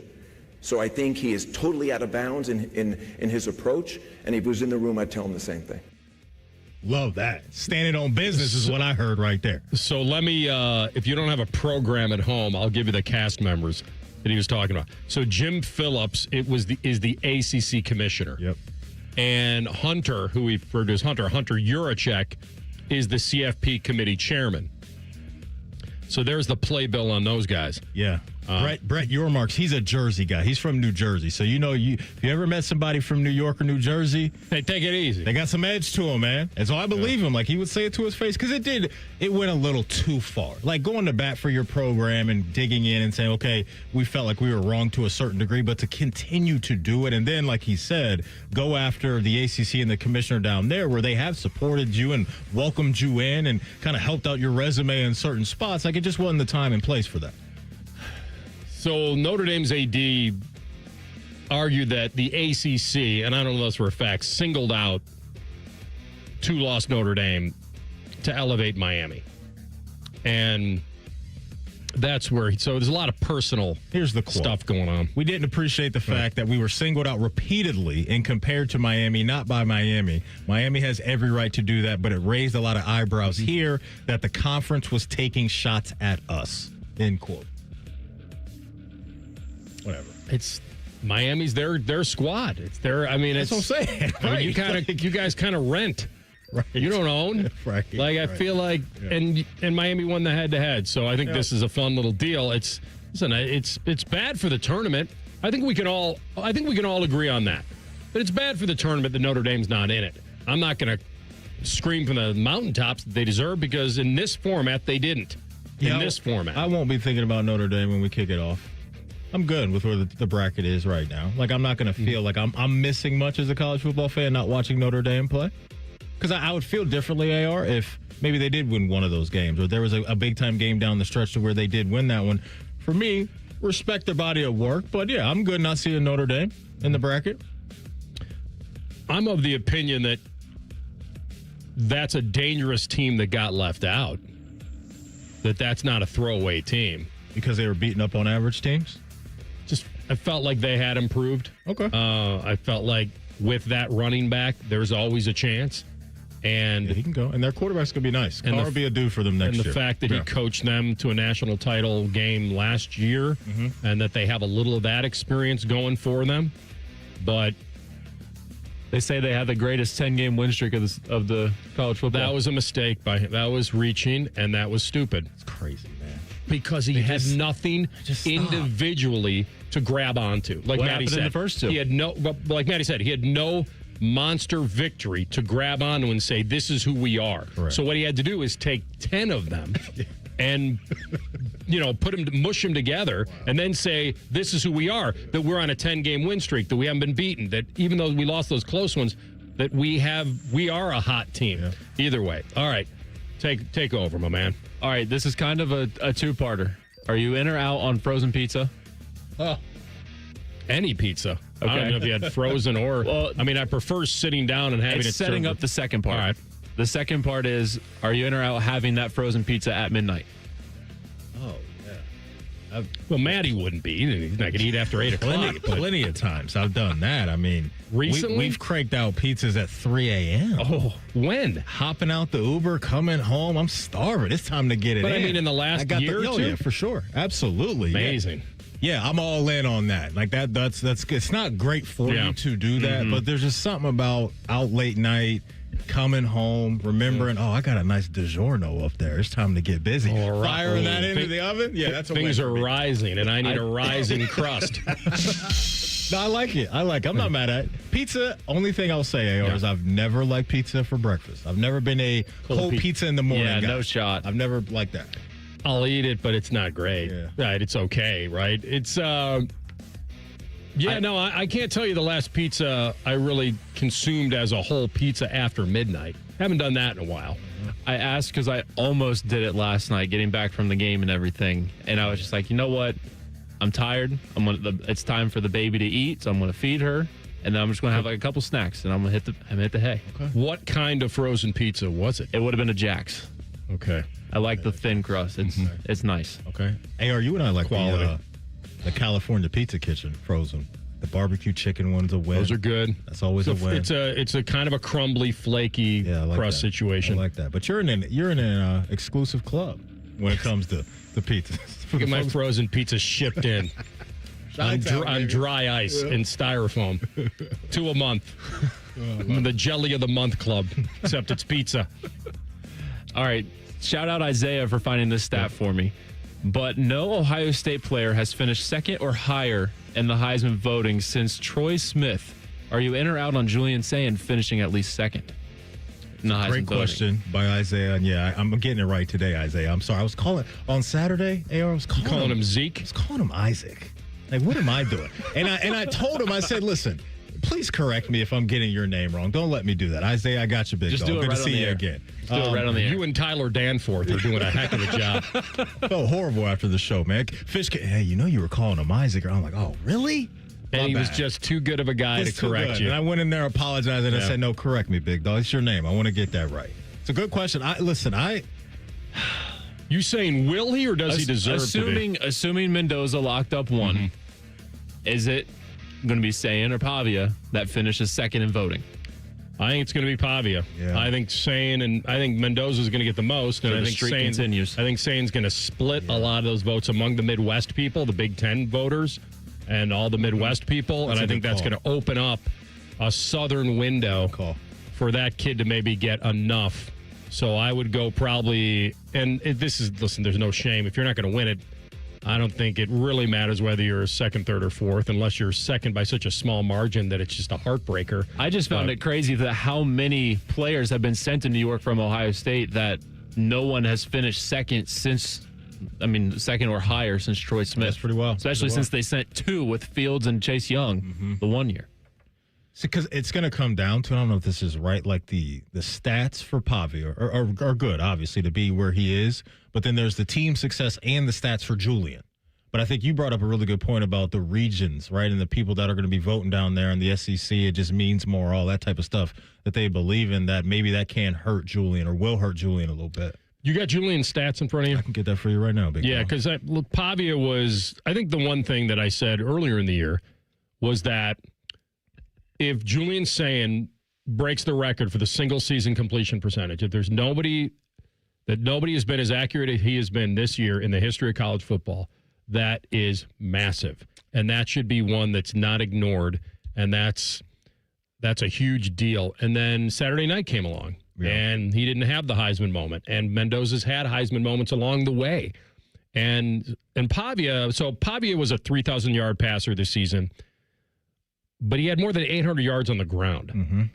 How many tutties on the ground? 30. Well, I don't know how many on the ground. I think he has 36 total. I'd have to go look and see that.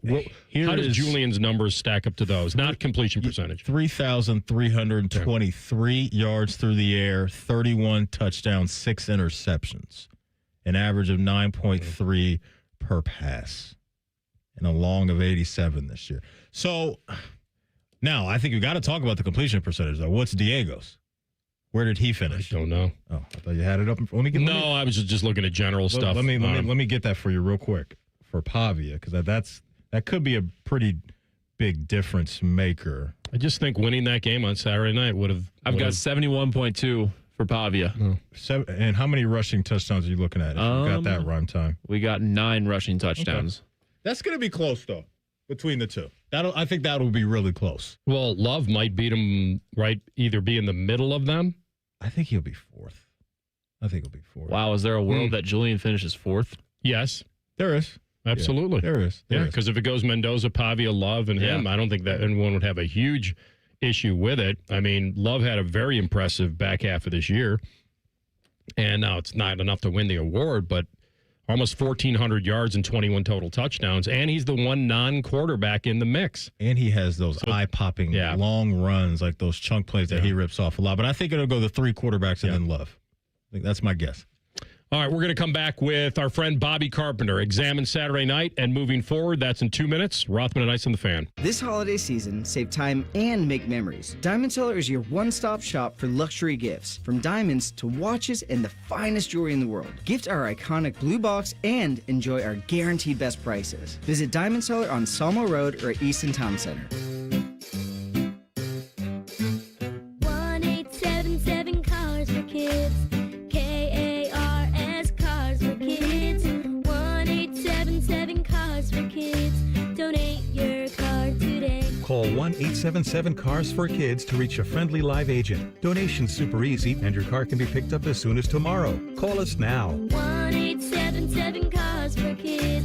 Donate your car today. Hurry! It's our last chance to donate for 2025. People can't say enough amazing things about Vanscoy Hair Clinics. Men and women struggle with hair loss every day, and they completely change their lives. Vanscoy Hair Clinics is the only company in Ohio that has PRP, platelet-rich plasma, and the multi-unit hair grafting hair transplant procedure. Go to vanscoyhair.com for more info or call 614-432-8042. Here's what some of their hair transplant clients have said. Around 26, 27, I lost almost all of my hair on top. It changed my life in ways that I could not imagine. My hair is going to continue growing for the rest of my life. There is hope that you can do something about your hair loss. Multi-unit hair grafting gives you 3 times more hair per procedure, saving you time and money. Hair transplants are more affordable than ever, and PRP is a fast, easy, and effective 45-minute treatment for thinning or damaged hair. Call Vanscoy for a free consultation, 614-432-8042, or visit vanscoyhair.com. That's 614-432-8042. Find out what procedure will restore your hair. Get your furnace fixed fast. Call Care Heating and Cooling, 1-800-COOLING. Rothman and Ice is sponsored by your local Pella Window and Door showroom on Gemini Parkway. The Fan, Ohio sports destination.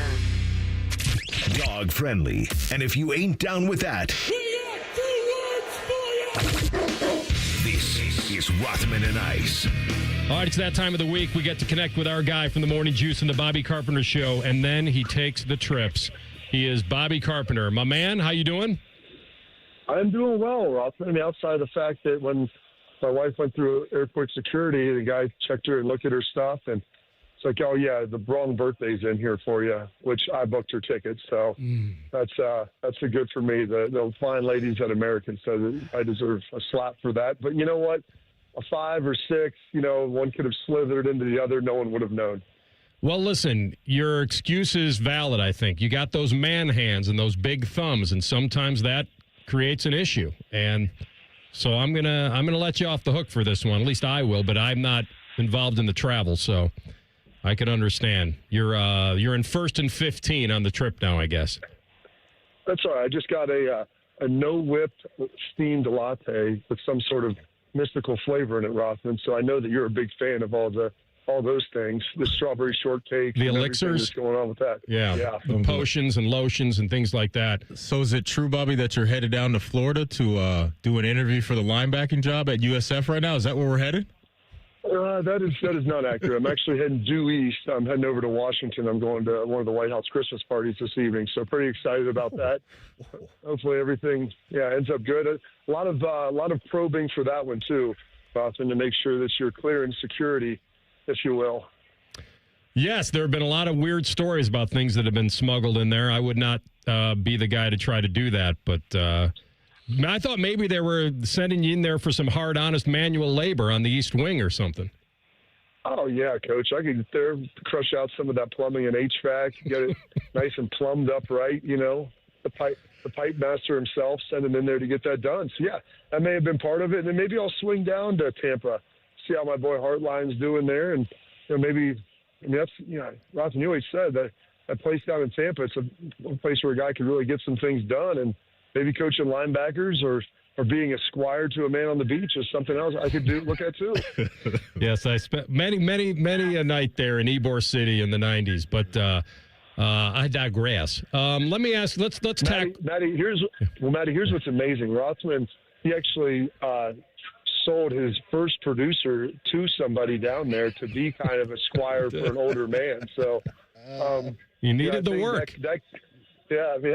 He was tired of the cold, Rothman goes, I can get you down there. You may not always enjoy what you're doing, or maybe you will. Maybe you'll find a taste for it. It's a business doing pleasure with you. Let me ask you this. The question that's on the table for a lot of Buckeye fan is, do you feel as a guy, if your position coach were hired as a head coach somewhere and you were in the playoff, would you as a player feel like you would want him there to continue, or would you feel it would be a distraction? Because I said yesterday, I think I can't imagine the players not wanting him to be there, but what do you think is the best move here? Well, deep down in places you don't talk about at parties, Rothman, you want him on that headset. You need him on that headset. And honestly, the relationship he has with his guys, they want him there, and it's a function of can he juggle both things. And this happened with us, with Mark D'Antonio, and I always reference that, and it was a different time. There wasn't a big playoff. We were playing Kansas State in a BCS game. And our coach the next year, Mark Snyder, left. He was our D coordinator, our linebacker coach. And I remember both of them saying, you guys are the reason I got this job. And so there's a connectivity there. You appreciate everything that they've done for you, and you know that they want to win that game. And the players want to win it for him on the way out as much as anything. And that's that final memory. And Ryan last year talked about being able to write the story, but the story is only ever told if it ends the right way. And so, while you had a little hiccup there in Indy against a really good Indiana team on Saturday night, I don't think that there's anybody in the Woody that doesn't want Brian around. There were some people, I'm sure you've heard some of the same things where Buckeye fans are pointing directly to the Heartline situation as to that's why things didn't go their way over in Indy. But kind of just zooming out from that, Bobby, you kind of touched on it there. But just Indiana was just a really complete football team and did a really good job of executing, especially down there at the line of scrimmage. So just some of your takeaways from that Big Ten championship game and maybe some things that you feel like they need to get corrected before the 31st. Well, first of all, if Ohio State looked like Alabama against Georgia, then I think there'd be cause for concern. Indiana's a really good football team. There was some movement up front with the offensive line, and they made them to change to Van Sickle from Chabola there at the end of the first half, and that helped a little bit, their movement. And so they gave up 5 sacks. They hadn't given up 6 sacks all season long. So, yes, that's a piece of it. Maybe, the thing is, I know they love doing a lot of different personnel groups, but Carnell Tate and J.J. Smith are 2 of the best players in college football. And having them on the field, even if you're not going to throw to them, forces teams to double one for sure. So that changes the math maybe a little bit on what you're doing with it. But the reality is, They moved the ball well in the second half.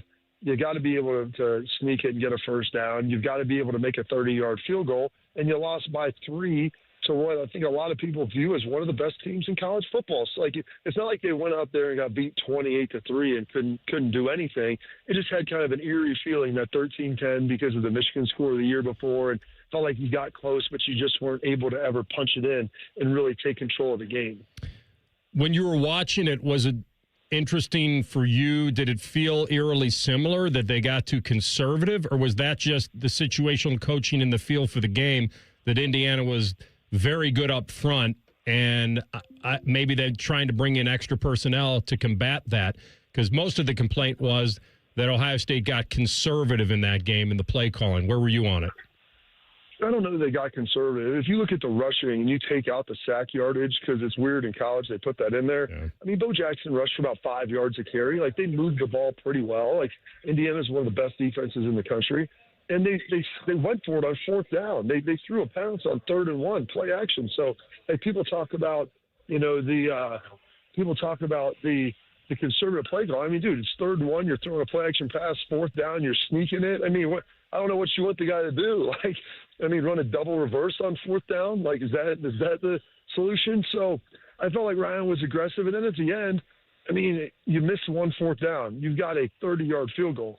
I think you're like, hey, we're playing better now. Let's get it to overtime. Let's see if we can win it at this point. And your defense have been playing pretty well most of the game. So look at the winner of A&M and Miami. When you look at those two teams and where they are right now going into the playoff, potential matchups between the two, is there a better matchup in your mind for Ohio State? I'd say A&M is a more consistent team. I think Miami maybe has a little higher upside. They do a good job, obviously. When they're on, but you also need Carson back. And the guy's thrown 4 picks a couple times, 3-4 picks. And, they've been playing better the last couple of weeks. I don't think it really matters. I mean, from a fan standpoint, like, would you rather play Miami in the Cotton Bowl or Texas A&M? And that's why there's been a big push, like, buy tickets now before the A&M fans grab them up when there's still uncertainty of whether they're going to make it, because it'll probably have a lot of a feel like the Texas game did last year. I mean, it's in their state. It's not that far. And, heck, they have not been to a playoff before, and they feel probably pretty good about the team that they have. But, I mean, this Ohio State team, I look at it, they're the most talented team in the country. And when they're playing well, there's nobody that can beat them. So, it take on all comers, and you ultimately see what it looks like. When you beat Phillip Rivers 22 years ago, I believe, in several overtimes, would you ever imagine that he might still be playing in the NFL as soon as this weekend? I mean, God bless him, dude. He's got a kid in high school. He's got a daughter with a kid. I mean, he's just doing his thing. And here's the good news for Phillip. Like, it wasn't like he really lost his athleticism, because I don't know that he ever really had it to begin with. I mean, like, he's a statue back there. I'm like, well, he's kind of always been a statue. It's like Peyton Manning. It wasn't getting a whole lot worse. And if he can still throw it, like, with the team that they have, you don't need to do a whole lot. I mean, are they a Super Bowl team? Probably not. Were they ever a Super Bowl team? Probably not. But you get the AFC, like, they can win a game or two. And if you're Indian, you can, take it to that next level and maybe, make, the divisional round, or maybe make the AFC championship. I mean, I think that's something for people to get excited about. The thing that just sucks is, like, for an Achilles for Daniel Jones, I mean, that's probably next season too. So you got to, I mean, it stinks for him and them, like, trying to figure that out. Was that one of the craziest games you've ever played? The one at the shoe? I think it was the first overtime game in Ohio State history, and it was that triple overtime, and then we had to start going for 2, and the third overtime, it was about 8,000 degrees. And I'm honest, I think we ran 9 plays in the second half on offense, or maybe 8. It was some ungodly low number, because we were up like 22-7 or something crazy, and we could not get a first down. And we played, I think we played like 50 snaps in the second half. It was 1,000 degrees. I had a terrible sunburn. And when we won that game, you're just like, and I was on that last play. It's like just trying to stop them. Like, it was the greatest feeling in the world. Like, it felt like we won the Super Bowl, for heaven's sake. Well, it was the longest game in Ohio State history, I believe. It probably still is. And you were a part of it, my man. And he might be playing this Saturday in the NFL, or this Sunday in the NFL. All right. Be well. Have a great trip. Enjoy. Thanks for this. Hey, anytime, guys. I love being around you, too. You got it. That's our friend Bobby Carpenter on his way to D.C. He was on the Bryan Heating and Cooling Systems Fan Guest Hotline. All right, you need some energy. You need to find out what's going on, right? On a daily basis. Get through a day. Keep that focus. Work well. Have fun. If you started to notice that something is slipping, I'm talking to you guys out there. If you're slipping in your daily routine, don't wait any longer. See if testosterone replacement therapy is something that can help you. And you can find it with the experts at Synergenics and Low T Center. So most of these guys that have come through there and have gotten the treatment say it's changed their lives. It all starts with a simple free TRT test. You can walk in before 10 a.m. You can book it ahead at fixmylowt.com. So either one, it works for you. The testosterone is pure. It's not compounded. Guys get full of energy, and they're not sitting back waiting for it to kick in the late afternoon. But this is the best time to find out because you can go in there and get a TRT test for free. And the guys who are on the therapy always say, man, I wish I would have started this sooner. So if you're a guy, your 30s, 40s, 50s for sure, there's no doubt you've been wondering what your level is and if this can help. And the first step is taking that free test. Synergetics and Low T Center. The best you is waiting. 2026 is around the corner. This is the time. They have clinics very conveniently located around the city, Gahanna and Dublin, and they give you the power to choose if you want to be treated in the clinic or if you want to receive at-home treatment. Either way, it all starts with that simple, quick, free TRT test. Start the process to a new you right now at fixmylowt.com. We come back with a Buckeye Bulletin. Julian Sayin speaking today on the Heisman, and also if the Buckeyes, who are finally now battle-tested, what will that do for their playoff run? You'll hear it next. Rothman and Ice and the Fan. Head to 971thefan.com to listen on demand and subscribe to all our podcasts. Wasting time has never been easier. The Fan, Ohio sports destination. Hey, it's Austin Ward. You've invested in everything else this year. Have you invested in you? Awaken 180 is HSA and FSA approved. Why? Because it works. Make your tax-free investment in yourself pay you dividends every single day. Awaken180weightloss.com. Always still look at myself as a high-performing athlete, even at 40 years old. And so I want to go able to run and run fast and do things that I could 15 and 20 years ago. And it was getting to the point where the pain was starting to limit that. Pain attacks people from all walks of life, not just former professional athletes like Bobby Carpenter. That's where QC Kinetics non-surgical treatment steps in. And now that the pain is gone, I've been able to go and do the stuff that I love and run fast and run sprints and try to get back to where I was. QC Kinetics regenerative treatments use your body's own healing properties to deliver long-term relief without surgery. Now, being able to go and work out and do the stuff that I want to do and challenge my body, it's made me a better person, a more pleasant person to be around. Don't wait. Call QC Kinetics for your free consultation today. QC Kinetics. Call QC Kinetics, 380-208-4544. That's 380-208-4544. 380-208-4544. I love Right Pack Credit Union because they're solution driven. I feel valued as a member. They're focused on the latest technology and the personal connections. Experience benefits that go beyond banking with Right Pack Credit Union. Just ask our actual members. I definitely recommend Right Pack to all my family and friends as a credit union of choice. Visit one of our Columbus area Right Pack Credit Union member centers near you. Based on individual members' experiences, results may vary. Technology is meant to connect us, but when organizations rely on disconnected systems and outdated platforms, it's no wonder teams struggle to move as one. Plant Moran joins your team to close the gaps between strategy and execution, and between your people and your technology. Together, we design smart roadmaps and modernize systems so you can streamline operations, access accurate insights in real time, and become AI ready. Plant Moran, your goals and tech strategy in sync. No one plans to get into an accident, but when it happens, we strive in making life easier for you. This is Justin Hinderer. The Hinderer Motor Company Collision Center is ICAR certified and certified by many manufacturers to provide the best quality repair available. All of our repairs come with a lifetime warranty. We have our own 24/7 towing service so you never have to wait. Plus, we offer on-site rental cars for every lifestyle. At Hinderer Motor Company, we love what moves you.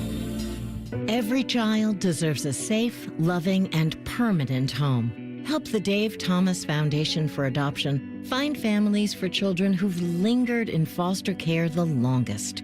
Learn more at davethomasfoundation.org. Picture it, your holiday table, the family cooking together, the scent of golden brown bread, rosemary from roasted potatoes, and a salad so crisp it snaps. This season at Kroger, make the moments that matter possible with quality that's affordable in every aisle. Kroger, fresh for everyone. It's a great time to save on 2 packs of Kroger butter. 16-ounce packages are on sale for only $5.99 each with your card. Kroger, fresh for everyone. Toyota-thon is on. Get in the spirit of the season with a new Toyota. Now through January 5th, get $3,000 customer cash on remaining new 25 Tundras. Or get 0.99 APR financing plus $1,000 TFS APR cash. With approved credit through TFS, excludes TRD Pro. APR cash must be applied to deal. And every new Toyota comes with 2 years no-cost maintenance. For complete details, go to Toyota.com. Toyota, let's go places. In the old days when people lived to be 40, you only had one option for listening to your favorite show. But now, ooh, baby, radio, podcast, the Fan app, and YouTube, just to name a few, live or on demand. You have no excuses. The Fan. All your favorite Fan shows are available when you want them. Head to 971thefan.com and hit that subscribe button. The Fan, Ohio sports destination. Rothman and Ice present Buckeye Bulletin. Sponsored by Logan AC and Heat Services. Don't go through another furnace breakdown. For fast, friendly service, call the experts at Logan Services now for a free estimate and next day furnace installation. All right, Buckeye Bulletin time. We told you earlier in the week that Ohio State would be at least a 7-point favorite against either opponent, and a 10-point favorite. Was that the Miami game? I think that was maybe Miami. I think that was Miami. The 7-point one wouldn't surprise me, especially being kind of in their backyard. Yeah, a little bit there. And so, yeah, that would be an awesome scene, that's for sure. Look, Buckeye Nation is going to show up anywhere they play at a high level, but a little bit more of a challenge there, if you will, because there'll be a lot of maroon in the building for sure in Jerry's world if that is the matchup on the 31st. All right, so Julian Sayin met the media today talking about his history of thinking about the Heisman and all that. Started playing quarterback at a young age at 7. Started thinking about, guys winning the Heisman at 12 and all that. And, I started doing the math, and it's just scary for me to think. They were asking about, has he ever been to New York? And I think he said he went on a trip, school trip or something, that he was at New York or in New York. And so he said he was there when he was about 12. And so he's ready to do whatever's planned for him. And I don't know whether Tim may ask me if we went to the Empire State Building. And I looked at you and I said, pretty sure he wasn't born for 9/11. Mm-hmm. So it wasn't to see the World Trade Center. Like it boggled my mind when I started thinking about the years that have rolled by and when he would have been there and all that, and then when he was born. But said he had heard of, C.J. Stroud after the Team Up North game, and he knows Stroud pretty well. He's come to some of the spring practices, and whether or not he thought about the Heisman after he lost to Indiana on Saturday night. And here's his answer to that. No, not really a thought. Just was, sick to my stomach that we lost and, really wanted to win the conference for our university. So it was definitely a tough loss, but, move on, and we got more games to play. It's what leaders say. Got to examine it, got to be better, but that's trying to flush it, and you can't replay that game from Saturday night. The other thing, Maddie, the accusations real fast of them not being tested and whether they had not faced adversity, that comes up now. That's the first game that they've trailed in the second half. It's the first time they've been trailing that late in a game, and they had to come up with answers on the fly and didn't have all of them. Yeah.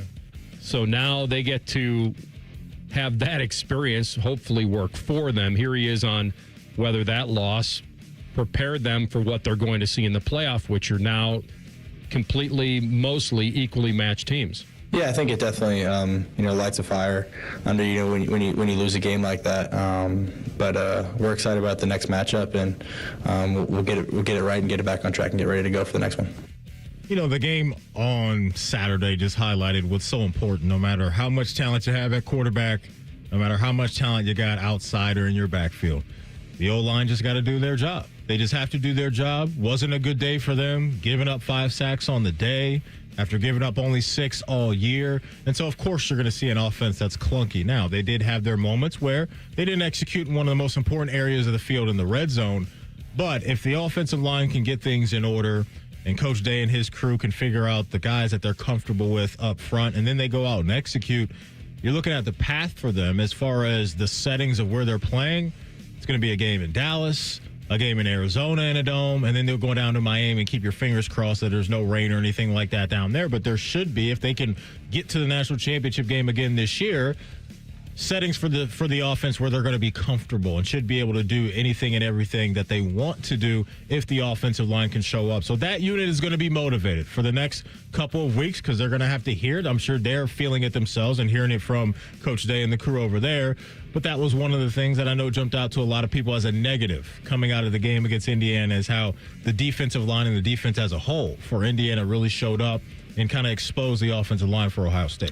Yeah, here's the situation on the red zone for Julian Sayin. Yeah, I just think we got to execute better. We didn't play our best football at all in the red zone, and we got to, watch the tape and see how we can execute better, and just focus on doing our job. I don't know if it's that easy. I think it's formational. I think it's also strategy. I think it's also coaching. I think it's a lot of that. I don't think it's just straight execution. I think when you become somewhat predictable, and then you talked about the offensive line, and that becomes a net negative. Like, that's when you're going up against a great defensive line of Indiana and you don't have your future NFL receivers there as a threat, it becomes less of what Indiana has to do to cover the field. Now, I'm not a coach, and he's reading the game better than me. And if Julian's knee doesn't go down, it looks like he's getting 3 to 4 yards. But Indiana made the plays that counted that night. And that probably got into their heads a little bit, that was a rock fight with Indiana. And just didn't expect it. I expect Indiana to be able to put up some points maybe, but not against Ohio State's defense. They didn't. And this game really is on the offense. There's no way around it. It's on them. It's on the kicker. It's on the quarterback. It's on the O-line. It's on everybody. Defense did their job for the most part, man. Again, they really did. All right, let's spin the wheel of Julian Sayin. And this one is if he agrees that being able to experience how Will Howard led this team last year to a title would help him. Yeah, I agree. I think he had a great season, and then even elevated in the postseason and played really well down the stretch. And I think it was awesome for me to learn from him and learn how to be a pro and learn how to be a vet like he is, and take some things from his leadership and things from how he prepares. He was there, saw it with his own eyes, right? Got all those reps last year in practice and saw Will, more importantly, just go about his business. And I think as a leader, what we saw from Will last year, you just had to respect it. Even before you got to the whole Michigan situation going into the playoff, you could just feel in that offseason, you could feel when things got rolling that Will Howard was a dude that a lot of those guys could look to amongst some other leaders. But for Julian to see that, I think is very valuable. Julian, to me, doesn't seem like an outspoken guy, doesn't have to be. But I think some of those things that you watch kind of an OG, if you will, do last year, take some mental notes or maybe even some physical notes. I don't know. Now you go back to that and say, okay, I like what he did there. That may work for me. Let's see if I can do that and help out the squad moving forward. One more from him on if the things Indiana showed was something he had not seen. They're a very good pass rush. They're very quick, and they play really hard and have high motor. And I think their defense it's a talented defense, and they play really well. So I think just their scheme combined with other players gave us some problems, and they did a really good job making after the quarterback. That is your Buckeye Bulletin for today. By the way, Indiana didn't come out of that win unscathed. Supposedly their star edge guy, Stephen Daly, who was filling in for Wyatt, he had already had to step up, hurt himself, either trying to jump up to high-five a fan, and we got a patella tendon maybe situation. I don't know if it's absolutely official that he is out for the year. Yes, but that is if he has a possible patella tendon tear, that would sideline him at least for the Rose Bowl against the winner of Oklahoma and Bama. I don't really know where their next man up approach is. And even if he can come back, how can he really be himself, right? And that one of those freak injuries like we've seen, I think Edwin Diaz was celebrating with, I think, the Dominican Republic or Puerto Rico in the World Baseball Classic. He goes down celebrating. And then the crazy one was it Greenlaw for the Niners? A couple years ago, maybe in the playoffs or the Super Bowl, whatever that was. Dude's just trying to jog back out into the field. Yeah, that was the Super Bowl. Right. Pops his Achilles. Insane stuff. Never seen that before. Yeah. So, tough news over there in Bloomington, that's for sure. All right, we'll come back top of the hour, Fan Sports Update, get into our deep dive. The Shedeur Saunders audition. Will it be enough? Rothman and Ice on the Fan. We test marketed naming the show A Guy and His Butlers. Oh, that is very touching. But we thought Bishop and Friends had a better ring to it. Weekday mornings at 9. The Fan. It's the Kia Season of New Traditions sales event. So don't just hang your own lights. Look for the northern lights. Drink cocoa on the beach. Or be a drive-by karaoke caroler. Because every new Kia comes with a 10-year, 100,000-mile limited powertrain warranty. So you can take holidays to places they've never been with a capable Kia SUV. And right now, get 0.9% APR for up to 60 months for well-qualified buyers and $1,000 bonus cash on the purchase of specially tagged new 2025 Telluride, Sorrento, and Sportage models. Kia. Movement that inspires. Call 800-333-4KIA for details. Financing for 24 to 60 months from Kia Finance. Subject to credit approval for purchase of a new 2025 Telluride, Sorrento, and Sportage. $17.05 per month per $1,000 financed at 60 months. $1,000 bonus cash on specially tagged models must be applied as down payment. Must take delivery by 1/2/26. Offers may not be combined except where specified. Subject to dealer participation and vehicle availability. See Kia dealer for details. Getting cold feet? Call Care Heating and Cooling and we'll fix your furnace fast. Call 1-800-COOLING. People can't say enough amazing things about Vanscoy Hair Clinics. Men and women struggle with hair loss every day, and they completely change their lives. Vanscoy Hair Clinics is the only company in Ohio that has PRP, platelet-rich plasma, and the multi-unit hair grafting hair transplant procedure. Go to vanscoyhair.com for more info, or call 614-432-8042. Here's what some of their hair transplant clients have said. Around 26, 27, I lost almost all of my hair on top. It changed my life in ways that I could not imagine. My hair is going to continue growing for the rest of my life. There is hope that you can do something about your hair loss. Multi-unit hair grafting gives you 3 times more hair per procedure, saving you time and money. Hair transplants are more affordable than ever, and PRP is a fast, easy, and effective 45-minute treatment for thinning or damaged hair. Call Vanscoy for a free consultation, 614-432-8042, or visit vanscoyhair.com. That's 614-432-8042. Find out what procedure will restore your hair. Oh, no. Ah, that's the sound of someone who's misplaced my debit card. Their debit card. Where did I leave that thing? Not at the gas pump, or the checkout counter, or the roof of your car. Now, if he has the Chase mobile app, he can use Card Lock. Wait, I could just lock my card. Yep, just a few tippy taps on his phone, and that sound? That's peace of mind from Chase. Chase mobile app is available for select mobile devices. Message and data rates may apply. JP Morgan Chase Bank N.A., member FDIC. Wesley Financial Group is not a law firm. I'm Chuck McDowell, founder of Wesley Financial Group. Did you buy a timeshare because they told you it was a great investment? That's a lie.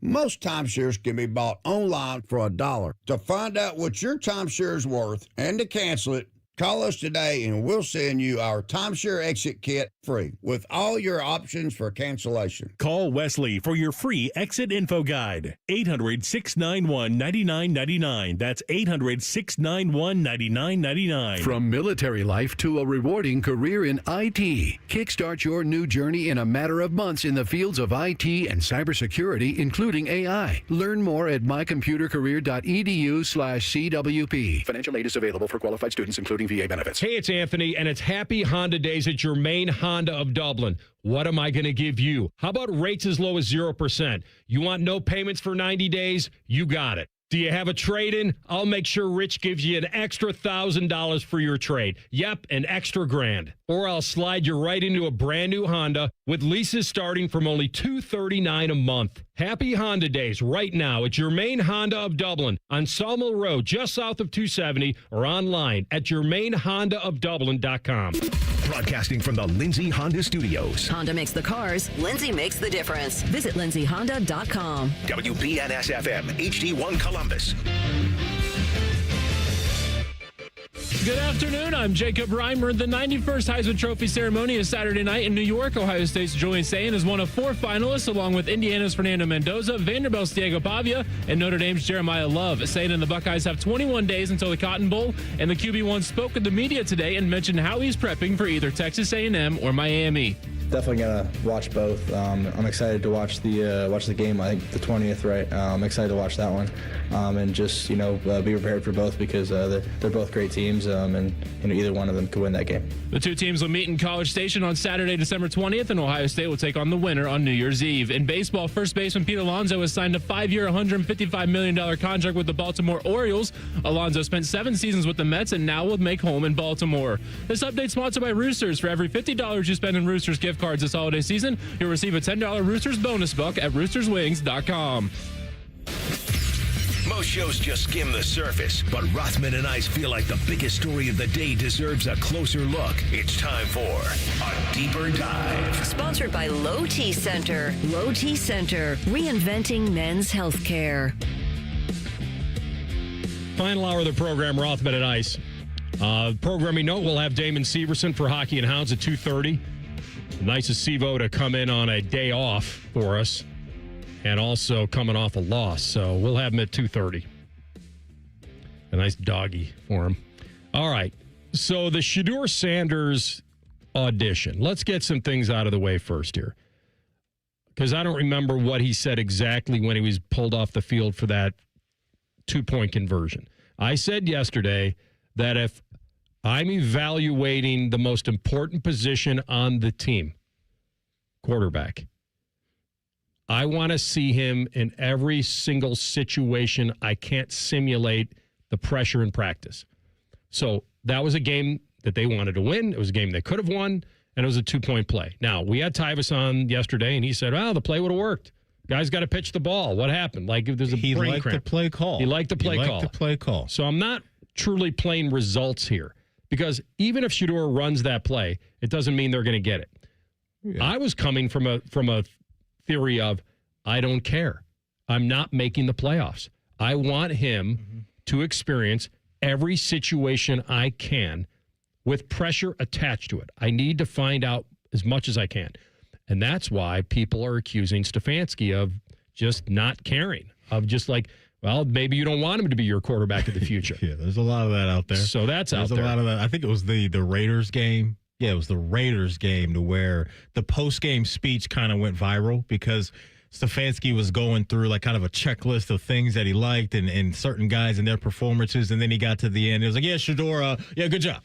And that was it. And it was just strange, right? And I don't know how, what's the right protocol for a post-game speech and the order and everything and how you're supposed to do it as a head coach. But when I did watch it and listen to the audio, it felt odd to me. And so for the people that kind of believe in this thing that maybe Stefanski isn't in on Shedeur, doesn't want him to do this or be that, look, I don't know if that's true or not, but that does float out there amongst some Browns fans and just Shedeur fans around, the world of football.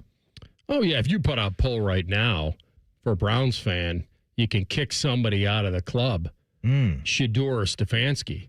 It's going to be Stefanski. It's Kev at this point. It's going to be, for Browns fan, it would be. Yeah, it's Kev. That they want to trust in, that they don't want to hand Shedeur and whatever future he has to Stefanski anymore. I feel that that's out there. Now, that may be a lot of emotion and losing and play calling and all that just rolled into one. I don't know if that's truly that Browns fan feels like Shedeur is a franchise quarterback. I feel like if they had to choose one who they like more, they have less bad stuff to go on with Shedeur and a lot more with Kevin. That's another thing, too, when you look around the corner a little bit for Shedeur and heck, even Dylan and I guess Deshaun, if you want to bake him into this, is how safe is Kevin Stefanski at this point?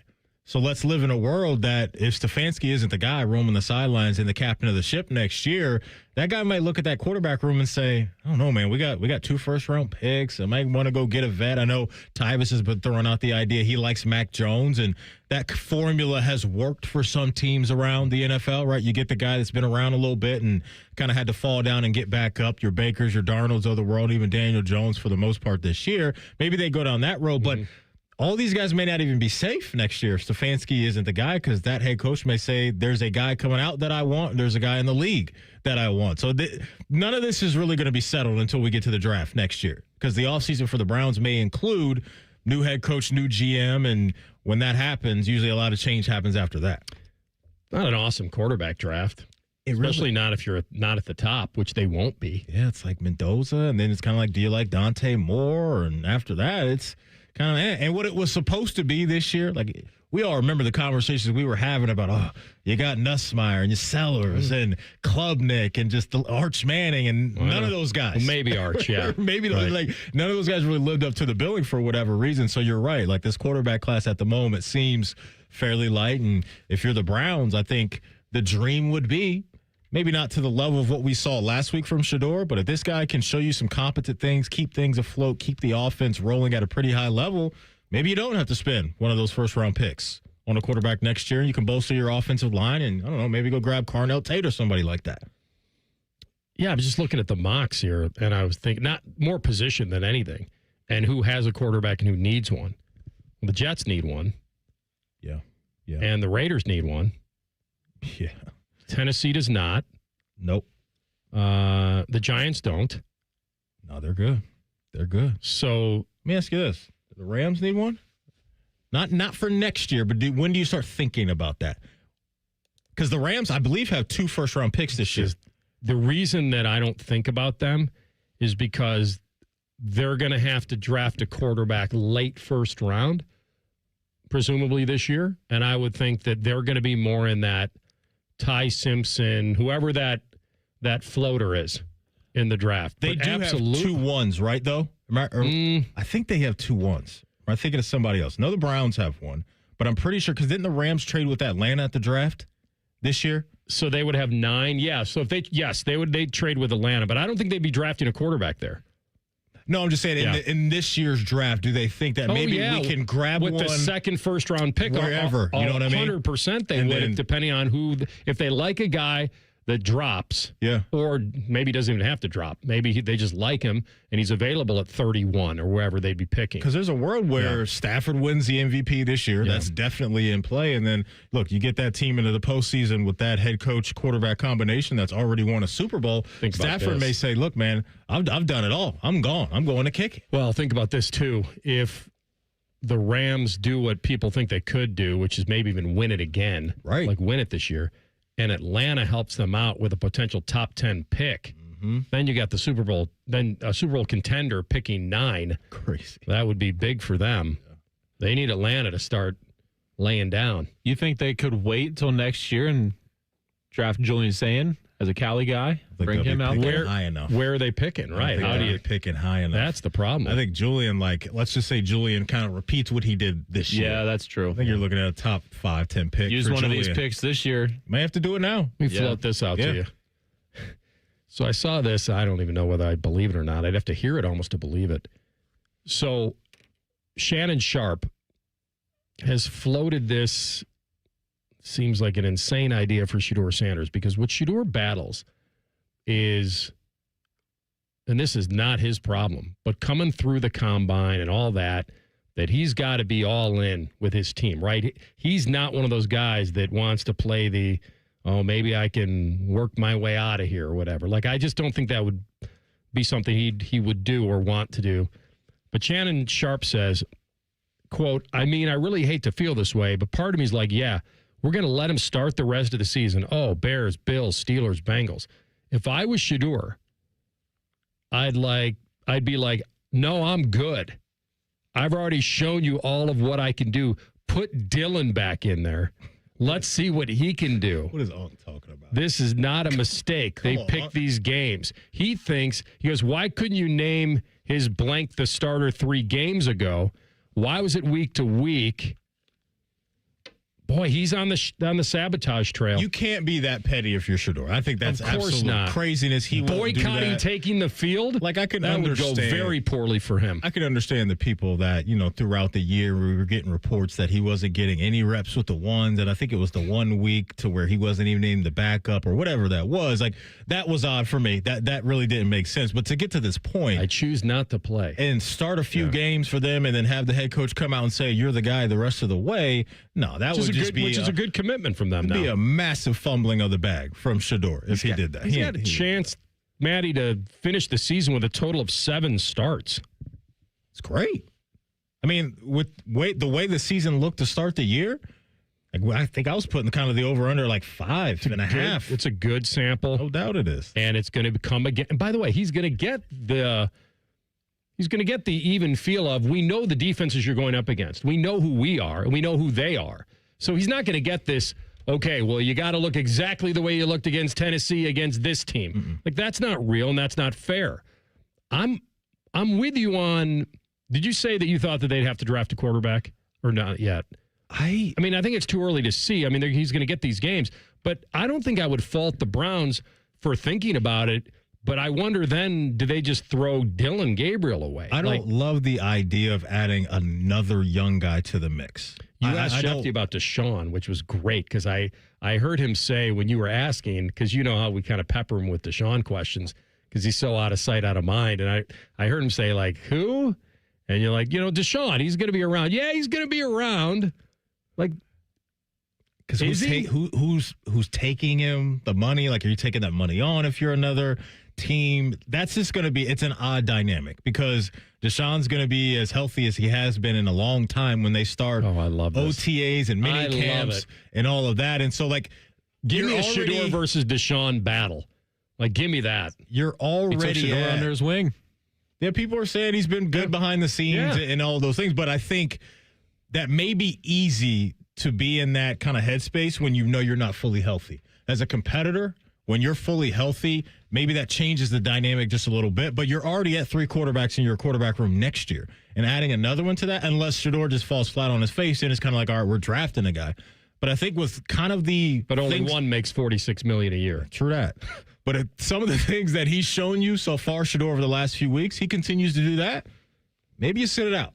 Maybe you sit it out and don't force it next year. Because to your point, I don't know if there's really a guy that you would look at right now and say for sure he's going to be better than the guys you already have in that room. All right, we'll come back and we'll dive into the Phillip Rivers conversation.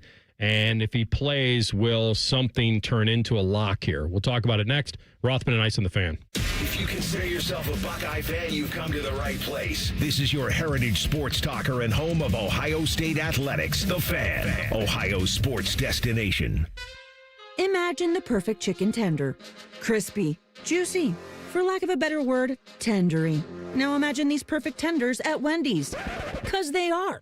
Wendy's new chicken tenders are here with delicious new dipping sauces like Wendy's Signature, Creamy Ranch, and Honey Barbecue. And they're so good, we even changed our name from Wendy's to Tendies. I believe that's what the kids call manifesting. For Tendies you're gonna know by name, gotta be Wendy's.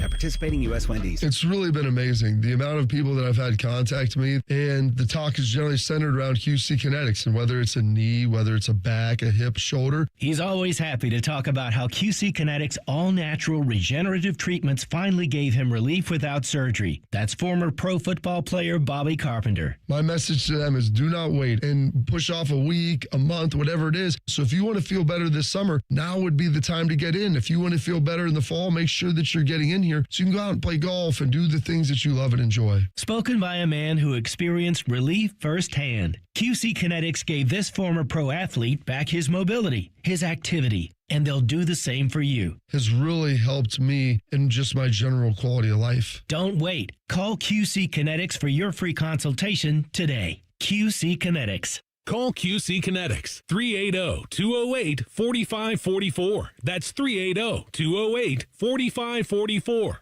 380-208-4544. 'Tis the season for making memories. Give the gift of more time together at Dick's House of Sport and join us for family fun events all season long. Plus, climb a rock wall, test the multi-sport cage, and perfect your swing in a golf simulator.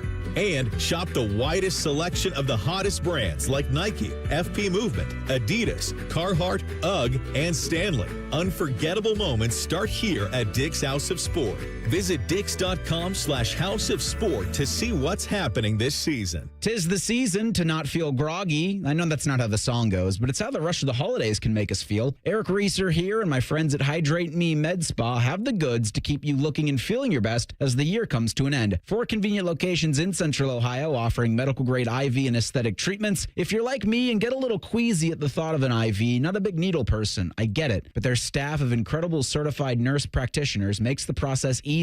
Get your body ready for a successful holiday season by booking your drip today at hydratememedspa.com. And now, Public Education Matters with Ohio Education Association President Jeff Wensing. As educators, we are called to this profession by a singular purpose, an unwavering commitment to our students' learning, well-being, and potential. That means using our united voice to stand up for the fully funded supports and resources our students need to succeed. Please stand with us. Public Education Matters, brought to you by the Ohio Education Association. Hello, it's John Kozik, founder and president of TurboTrack Realty, and I buy real estate as is fast for cash. Give us a call today for an all-cash offer at 614-470-2000, 614-470-2000. I buy vacant properties, inherited homes, divorce situations, death in the family. I even buy my tenants won't pay me the rent houses. Give us a call today for an all-cash offer at 614-470-2000, 614-470-2000. Can't get enough of your favorite fan content? Good news, we're on all the digitals. Follow 971 The Fan on X, Facebook, YouTube, The Talk, and Gram. Your digital home for endless shenanigans. The Fan. Fan weather. From the Logan AC and Heat Services Weather Center. We're tracking a rainy and windy Wednesday as winds gust up to 40 miles per hour here through the day, and that will usher in some colder air for the afternoon as we see some rain and snow showers likely here through this evening. And then as we head into tonight, temperatures will drop down into the 20s with a few more snow showers in the forecast.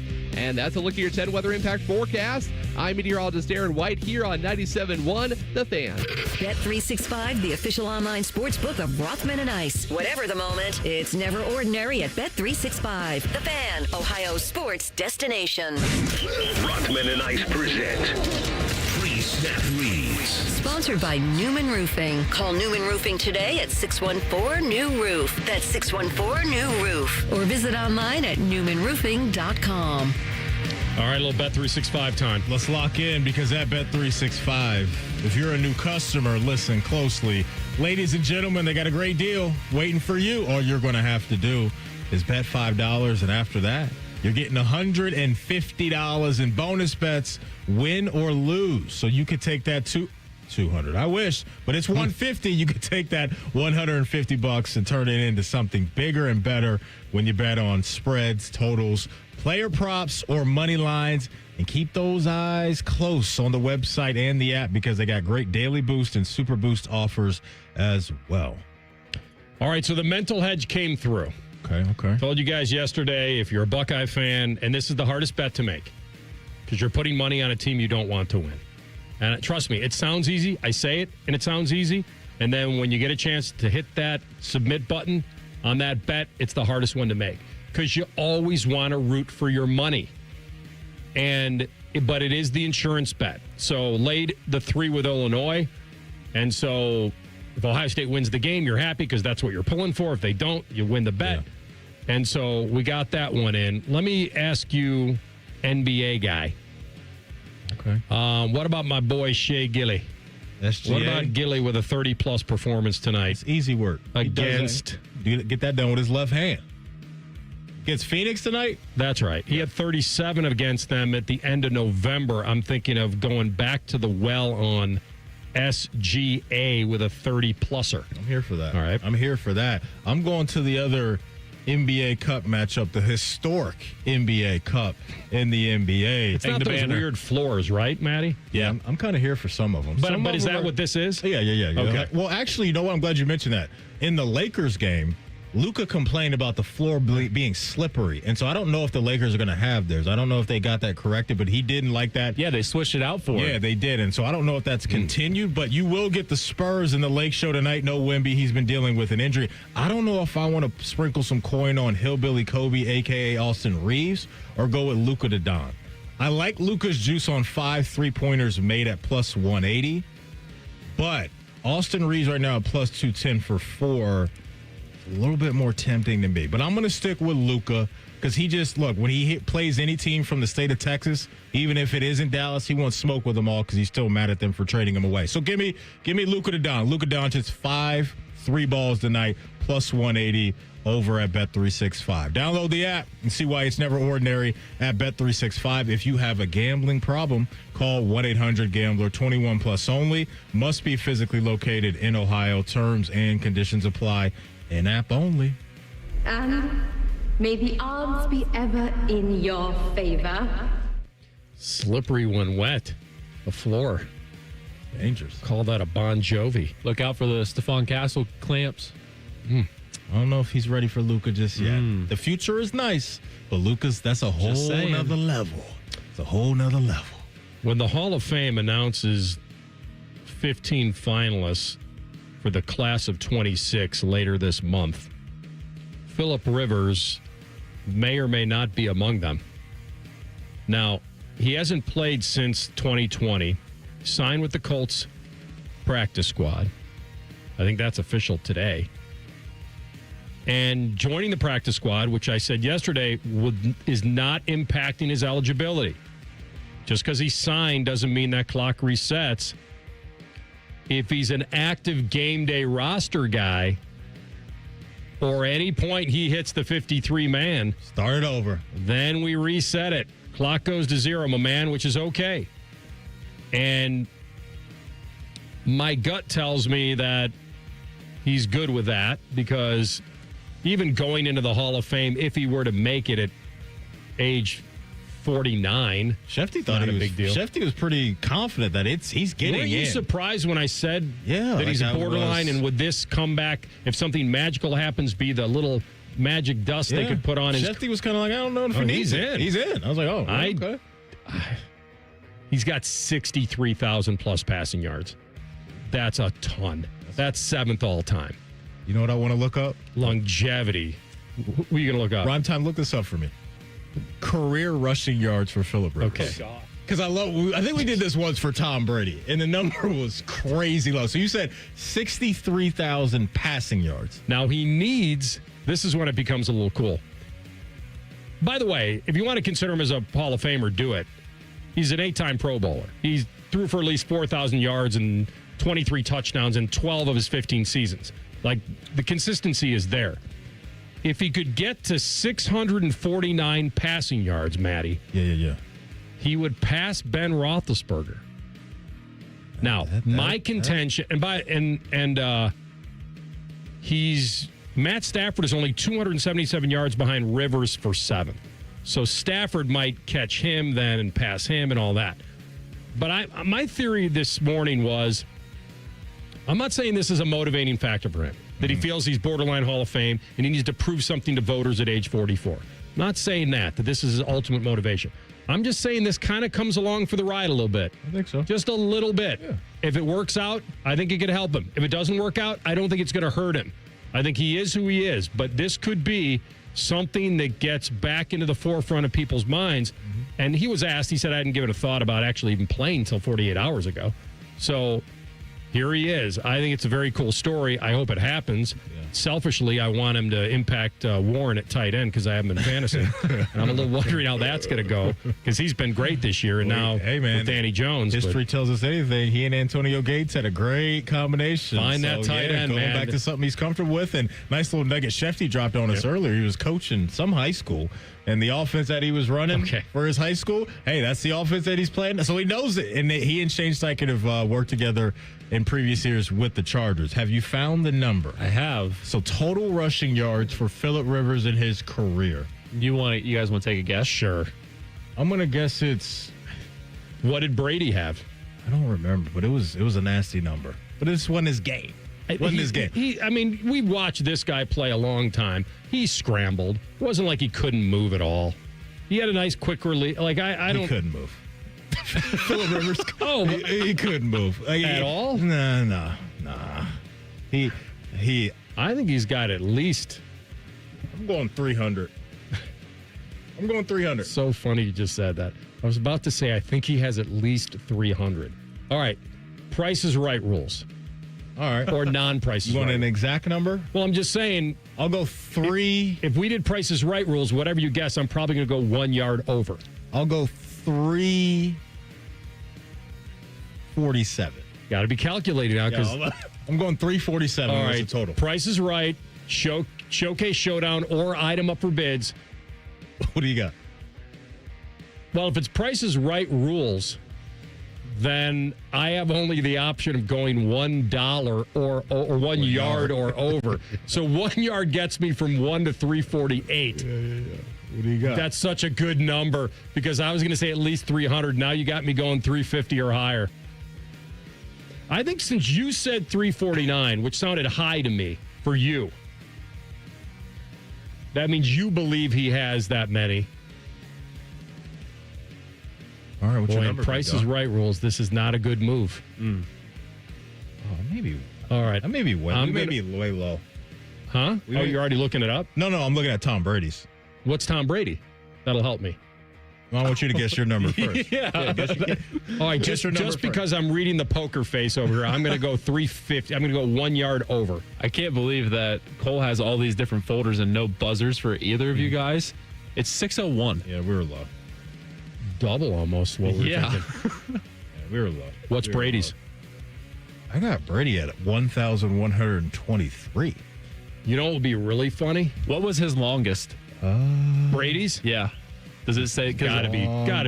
Phillip Rivers was 18. This is fun. This is fun. Real quick, what do you think it is?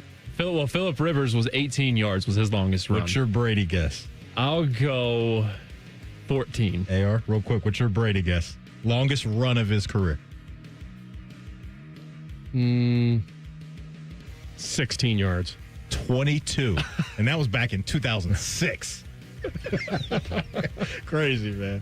Absolutely insane. Those are your pre-snap reads for today. Fellas, listen closely because if you're noticing issues with ED or low T, then your relationships, your confidence, and even your career has already been affected. And the folks at the Columbus Men's Clinic, they don't want you to feel that way any longer. No more excuses. Take care of yourself. The Columbus Men's Clinic has a medical provider focused solely on ED and low T and doing it the right way. Other places, other things you'll see online, you can't really trust them. Just shaky stuff going on over at the Columbus Men's Clinic. Things are secure and they have a plan that they can build right around you financially, and then emotionally you're going to feel really good after that. So give them a call, guys, at 614-300-7400 right now, or you can book online in under 30 seconds at the ColumbusMen'sClinic.com. We only get one life. Do not let this stuff go down the drain and thinking, hey, in time I'll just start to feel better. Get on it right now. Get on over to the Columbus Men's Clinic and let them help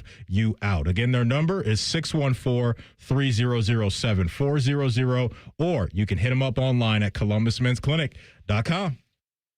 2 minutes away, Hockey and Hounds with Damon Severson. Stick close, Rothman and Ice and the Fan. Men, we hear it all the time. A man comes in to get his erectile dysfunction treated, and very soon thereafter, he tells us that his relationship is renewed. This is Jeff for Tri-State Men's Health, and you should know that ED doesn't just affect you, it also often affects your partner. They can feel undesired, unwanted, they may even feel like you don't love them anymore. At Tri-State Men's Health, we've successfully treated thousands of men for ED with protocols that have success rates as high as 90%, which means if you're like most men, we can get you back to the guy you used to be. You could even last up to an hour or more and find you're performing like you haven't in years. So call us today and give your partner the gift of renewed love. Your first visit is only $99 and includes blood work, a medical consult, and if medically advised, a test dose. And if that test dose doesn't work in our office, your visit is free. Call 800-900-9654 or go to tristatemenshealth.com. That's tristatemenshealth.com. We have 2 convenient locations in the area to serve you in Hilliard and Westerville.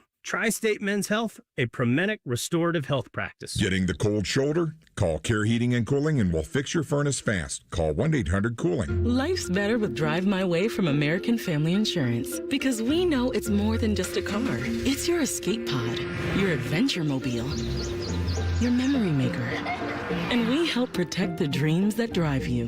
Personalize what you pay for auto insurance and you could save between 5 and 20%. American Family Insurance. Get a quote and find an agent at amfam.com. Products not available in every state. Unsafe driving behaviors may increase your rate. Visit amfam.com to learn more. American Family Mutual Insurance Company SI and its operating company, 6000 American Parkway, Madison, Wisconsin. Skyline's Mac and Cheese 3-Way is back. This time with white cheddar cheese and creamy cavatappi pasta. Try a Mac and Cheese 3-Way with Skyline's original chili or their new chicken chili at participating Skyline locations for a limited time. Rothman and Ice is sponsored by your local Pella Window and Door showroom on Gemini Parkway. The Fan, Ohio sports destination. You'd think that dog conversation wouldn't necessarily blend with hockey talk. And you'd be wrong. You idiots! Like a fine wine and dark chocolate, it's going down smooth. Rothman and Ice present Hockey and Hounds. Sponsored by Telhio Credit Union. Count on Telhio, Columbus's hometown credit union for all your personal and business banking needs. Learn more at telhio.org. Now, joining the Hockey and Hounds League is Jackets blue liner Damon Severson, a man who skates hard so his dog Reggie can have a better life. Yeah, he's our guy. He's Damon Severson. Hockey and Hounds brought to you by Telhio Credit Union. Back from Carolina, the 4-1 loss last night. They'll be at home tomorrow night against Ottawa and then Saturday against Vegas, so a chance to get this thing turned around, and they got to do it quickly. But here he is on his day off on the Bryant Heating Cooling Systems Fangast Hotline. Sevo, good to have you, my man. Thank you. Absolutely. Thanks, guys. Good to hear from you again. How was Thanksgiving at Goodies? Did that all come through okay?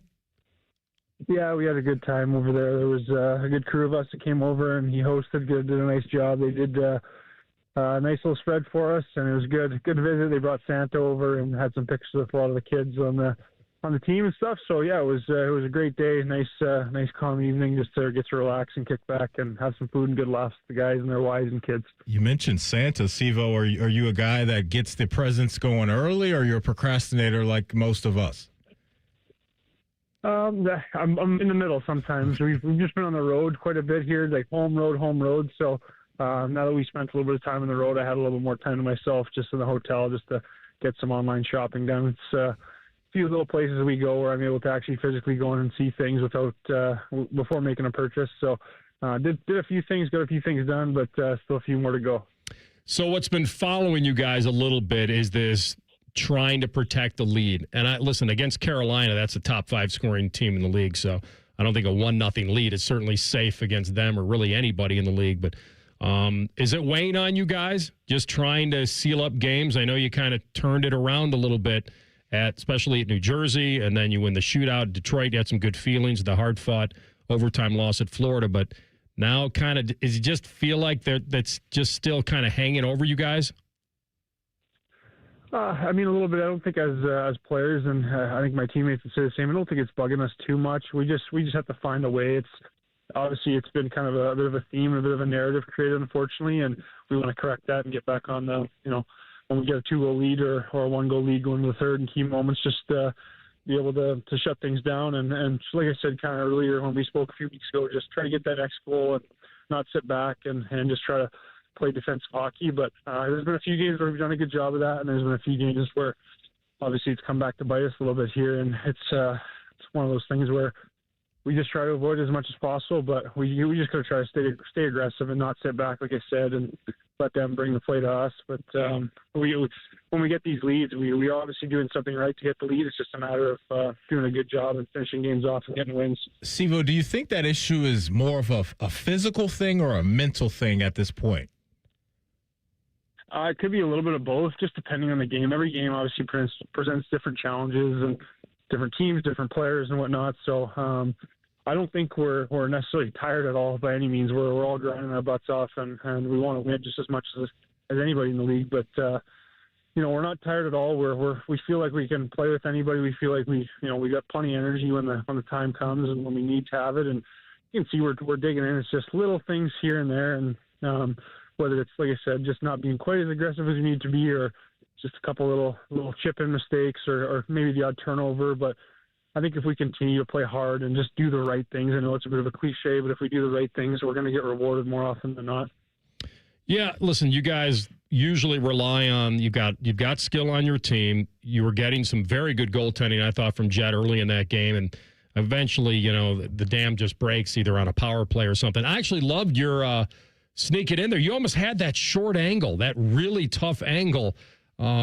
That's something you just wanted to put on net there. I remember you kind of snuck in there and got down to the goal line there, and I thought, man, you were going to maybe score the goal of the game.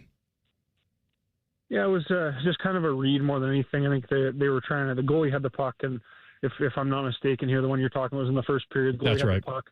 Monahan was F1, and I saw that we were kind of in a change, so I was like, you know what, I'm going to be aggressive here and try to be F2, and obviously being a defenseman, it's not usually something I do very often, but just tried to make a read there and was able to create a turnover. I just tried to kind of put a weird angle shot on net. Unfortunately, it didn't go in, but it would have been nice to get that one. But that's kind of a little bit like I'm talking about. Just trying not to sit back, trying to be aggressive, but not forcing the issue by any means. But it's obviously part of my game to try to get involved as much as possible on both ends of the ice. Talking with Damon Severson, Hockey and Hounds, the Blue Jacket Blue Liner with us here, courtesy of Telhire Credit Union. Maddie just asked you about mental and physical, and you said maybe a little bit of both. I'm wondering from your standpoint, I know you guys have to go out there without Olivier and without Goody, and Boone's been out. Like, how much of your identity do you feel is missing off this squad right now? Yeah, definitely. Obviously, you said some key players there. I think Booner's pretty close. Ollie's working his way back, and Goody's been doing the same for a bit now. So, obviously, three veteran guys who have been around, been in the league, and know what it takes to help teams win hockey games. And those guys, when we get those guys back, obviously, it'll give our team a bit of a boost. But it's part of the game. It's unfortunate. Injuries happen and things happen in the season where you don't want to have guys go down. But we have had guys come in and step up and have to play bigger roles, and they've done a good job of that. So I've got to give those guys credit as well. But we look forward to getting our guys back from injury whenever that may be. When you are either maybe personally going through a funk, or when the team's going through a little bit of a funk here and the results aren't going your way in the form of wins, do you like to change things up as far as your approach, pregame stuff? Are you a superstitious guy when it comes to these type of things, or you just kind of stay locked in to your process and trust that in time you guys will come out and on the other side and get the results you want? I wouldn't call myself superstitious. I'd call myself more routine orientated, and whether that, I guess and it maybe classifies as a superstitious type, maybe a little bit, but I just try to do similar things each and every game to get ready, similar warm up off the ice, and then little things where it's not necessarily like big things. I mean, if I feel like I'm struggling or I haven't scored for a while or haven't like maybe that's more forward stuff, but just try to switch a few things up maybe on practice days where you're working on different things, just trying to maybe create a little bit more than you have. But for the most part, I'm pretty straightforward with how I go about my business on a day-to-day basis, and just try to stay locked in as much as possible. It's kind of funny how your brain works when you get on the ice. It's just you don't really become a different person. You just kind of are locked in. You don't really hear or see anything from the outside world other than what's happening on the ice and what your teammates are saying. You allow yourself to peek at the standings at all? It's pretty clustered up here, certainly in the Metro and the East in general. I mean, you look at all these teams, you're only 3 points back, I think, of the second wild card or even the first wild card, 5 points back of the third spot in the Metro. Do you take a peek personally? Every once in a while, I do. Not often, but every once in a while, especially when guys are talking. But I think I would probably say, every 5-10 games, like you just kind of take a peek, see where you're at. So I think we're right at that 30-game mark right now. And, obviously we're in a decent spot, but we'd like to obviously have a few more wins. And there's only one way to do that is, play the games and try to grind out some wins here moving forward. And I'll probably be looking later on in the season when it really comes, obviously, time. But I'm confident that we'll be keeping ourselves in a good enough spot to be in the mix all year. Yes, I'm going to have to believe you guys will be playing some meaningful hockey next year into March and hopefully keep yourselves alive. I wanted to let you know, it's been a couple of weeks, and then maybe even a few weeks ago, I mentioned to you about that little pumpkin spice litter they named them over there at Powell Animal Welfare Society. The good news is Kona was adopted the last couple days, And Macchiato is getting adopted this weekend. And Frappe has a home visit today in about 20 minutes. And so the one that's left is Espresso. So anybody that wants to take a look at young little Espresso, that's Powell Animal Welfare Society. And I know you'll remember this because a couple of weeks ago I mentioned I had a dog named Crouton. Crouton was with Gigi's, and Crouton is adopted. So Crouton's going home, which is great. So we have some great news, which is awesome. And then the dog that I want to highlight today is a dog named Rory. And Rory is with my friends at Pro Dogs Ohio. Pro Dogs Ohio is a foster-based rescue. I've been working with them for several years. Their website is prodogsohio.org. And Rory is a boxer, about 1 year old. I have such an affection for boxers. And she is going through the training program. So she's in their prison training program, which is great. So they get to learn essential commands and skills. And I think we'd love to have Rory in a single dog home, kind of the sole furry companion. Kind of she relishes the one-on-one attention and creating that bond. So if anyone's interested in a beautiful 1 year old boxer, her name is Rory. Go to prodogsohio.org or get in touch with me. And hopefully in a couple of weeks, we'll have good news for her as well. Yeah, plenty of good news with the other litters. Obviously, with one left there, that's going to hopefully get adopted here soon, and hope for the best for Rory as well. Sounds like a fun little boxer, and I know those are meaningful to you, so hopefully we can find a home to them.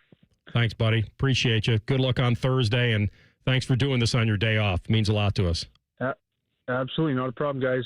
Talk to you again soon. You got it. That's our friend Damon Severson, CBJ Blue Liner, courtesy of Telhire Credit Union.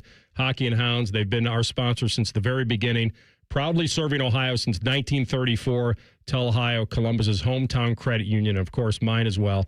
Learn more at telhire.org. We'll come back with Tell the Truth. Rothman and Ice on the Fan. A lot has changed in 30 years, but we're still that old shoe that feels worn in and well-loved. And, well, we smell a little, but you've accepted that. The Fan. Hey, it's Matty Ice. Are you in need of a dependable truck for the long winter months ahead? Well, then my buddies at McDaniel GM Superstore in Marion have just what you're looking for at the best price around. You can lease a brand new 26 Chevy Silverado, $1,500 for just $339 a month for 36 months with only $1,379 due at signing, or you can save up to $14,000 off MSRP if you finance. Certain restrictions apply. They're just off Route 23 on 95 in Marion, or you can visit McDanielGMSuperstore.com. Chevrolet, together, let's drive. Feeling stuck on your own 10-yard line in the career game? Maybe it's time to just go for IT. My Computer Career has the game plan to score a rewarding new IT career in months. Whether you're a rookie, a breakout career changer, or a military veteran ready to serve. Why spend years chasing a college degree when you can fast-track your future in IT starting now? Take your mark, get set, go for IT. Take the free career evaluation at mycomputercareer.edu today. Financial aid is available to those who qualify, including VA benefits. You have a chance to win a beautiful new custom home or cash prize this holiday season with a Home for the Holidays raffle. And help make wishes come true for Make-A-Wish Kids. One lucky winner will be announced on December 24th, so get your $100 ticket now. Just visit A Home for the Holidays, Columbus.org to buy your tickets. That's A Home for the Holidays, Columbus.org. Terms and conditions apply. Planning to buy a home in 2026? Not sure where to start? The Ohio Housing Finance Agency can help. With a step-by-step homebuyer's guide and financial tools, the Ohio Housing Finance Agency can make homeownership part of your future. Eligible homebuyers may qualify for down payment assistance and reduced mortgage interest rates. To see if you qualify and to find a mortgage lender, visit myohiohome.org. Again, that's myohiohome.org. Homeownership. Make it part of your future. Sponsored by the Ohio Housing Finance Agency, aired by the Ohio Association of Broadcasters, and this station. Picture it, your holiday table, the family cooking together, the scent of golden brown bread, rosemary from roasted potatoes, and a salad so crisp it snaps. This season at Kroger, make the moments that matter possible with quality that's affordable in every aisle. Kroger, fresh for everyone. Save big on Kroger brand Hickory smoked spiral bone-in ham. Just 89 cents a pound with your card and additional $25 purchase. Limit 2. Kroger, fresh for everyone. It's the Kia Season of New Traditions sales event. So don't just hang your own lights. Look for the northern lights. Drink cocoa on the beach. Or be a drive-by karaoke caroler. Because every new Kia comes with a 10-year, 100,000-mile limited powertrain warranty. So you can take holidays to places they've never been with a capable Kia SUV. And right now, get 0.9% APR for up to 60 months for well-qualified buyers and $1,000 bonus cash on the purchase of specially tagged new 2025 Telluride, Sorento, and Sportage models. Kia, movement that inspires. Call 800-333-4KIA for details. Financing for 24 to 60 months from Kia Finance. Subject to credit approval for purchase of a new 2025 Telluride, Sorento, and Sportage. $17.05 per month per $1,000 financed at 60 months. $1,000 bonus cash on specially tagged models must be applied as down payment. Must take delivery by 1/2/26. Offers may not be combined except where specified. Subject to dealer participation and vehicle availability. See Kia dealer for details. What's the best way to make sure you don't miss any of your favorite fan shows? Oh no! Download the Fan app, silly. Ah, damn it, I knew that. App Store, Google Play, or just scream right at your phone. Psst, you can also listen to Buckeye games. Do it now. It's almost Football Friday. All play and no work. Sponsored by Tansky Sawmill Toyota. Your home for football, the Fan. Tell the truth with Rothman and Ice. Sponsored by Window Nation. Right now, get 50% off all window styles from Window Nation at windownation.com. All right, Rhymes, take us home. All right, I want to continue the discussion of like who has more rushing yards. Who has more rushing yards, Phillip Rivers or Peyton Manning? Well, we now know that Rivers had 600. Yes. I'm going to go, I think it's Uncle Phil. He's got more than the sheriff. Yeah, I'm going Rivers. All right, I'm going to side with Rivers. It would be Peyton Manning. Really? No. He's at 667. It's close. It's in play. It's close. Wait a minute. It's in play. He can beat it. 44-year-old Phillip Rivers. Let's go track down that. Yeah, will he get past Peyton? No, he won't. He won't get past Peyton. No. Do you have Peyton's longest run of his career? Let me check through this. I love hearing that, too. Because it can't be more than... All right, let's try to guess this, AR. The longest run of Peyton Manning's career. He laughed, so it has to be next to nothing. I'm going to go 17 yards. I'm going to go under that. I'm going to say... Man, these are tough. I'm trying to remember. Because you're remembering how slow these dudes were in your mind. Like, these dudes weren't doing but 10 anything. yards, see, here's the thing, though. When you're not a threat to run, the defenses can fall back. Yeah, but you got to think. They never think you're going to take off, and then you do, and you can get I'm going to go 12 yards. About 33. Okay. Man, talk about had to be. I read you wrong. His second longest is longer than Phillip Rivers, and that's 27. Interesting. Okay, Peyton, got to put some more respect on his name. Put some more I don't respect. give a damn about the Browns. All right, so may not be alone. Field Yates has his latest mock draft, and he has the Browns taking Carnell Tate, 4th overall. Is that too high for Carnell? I don't think so because they absolutely need it. They need some pop there at that wide receiver room. I know Judy popped off and had the nice touchdown this week, a great throw from Shedeur, but I just think that wide receiver room needs more. I'm in on Fannin. I'm in on Quinchon. You add another playmaker next year. If that's Carnell at 4, you got another first-round pick to use on something else. If that is the best wide receiver in your mind or in their mind, I would do it. I'm not mad at that. Big time playmaker for Shedeur, maybe, or whatever quarterback's there. Yeah, you start to see a little bit of a future and a structure coming together with young playmakers up there. I'm in. I think I would lean that way if after the season they don't believe that they have to say we got to go out and get Dante Moore. I'm into it if we see more. I think making that decision right today would not be a good decision because I really don't know if he's the guy, but maybe they'll know. I mean, that's essentially viewing him as better than Emeka Egbuka coming out of college. I mean, Carnell's been awesome this year. But Emeka Egbuka is the all-time leading receiver here.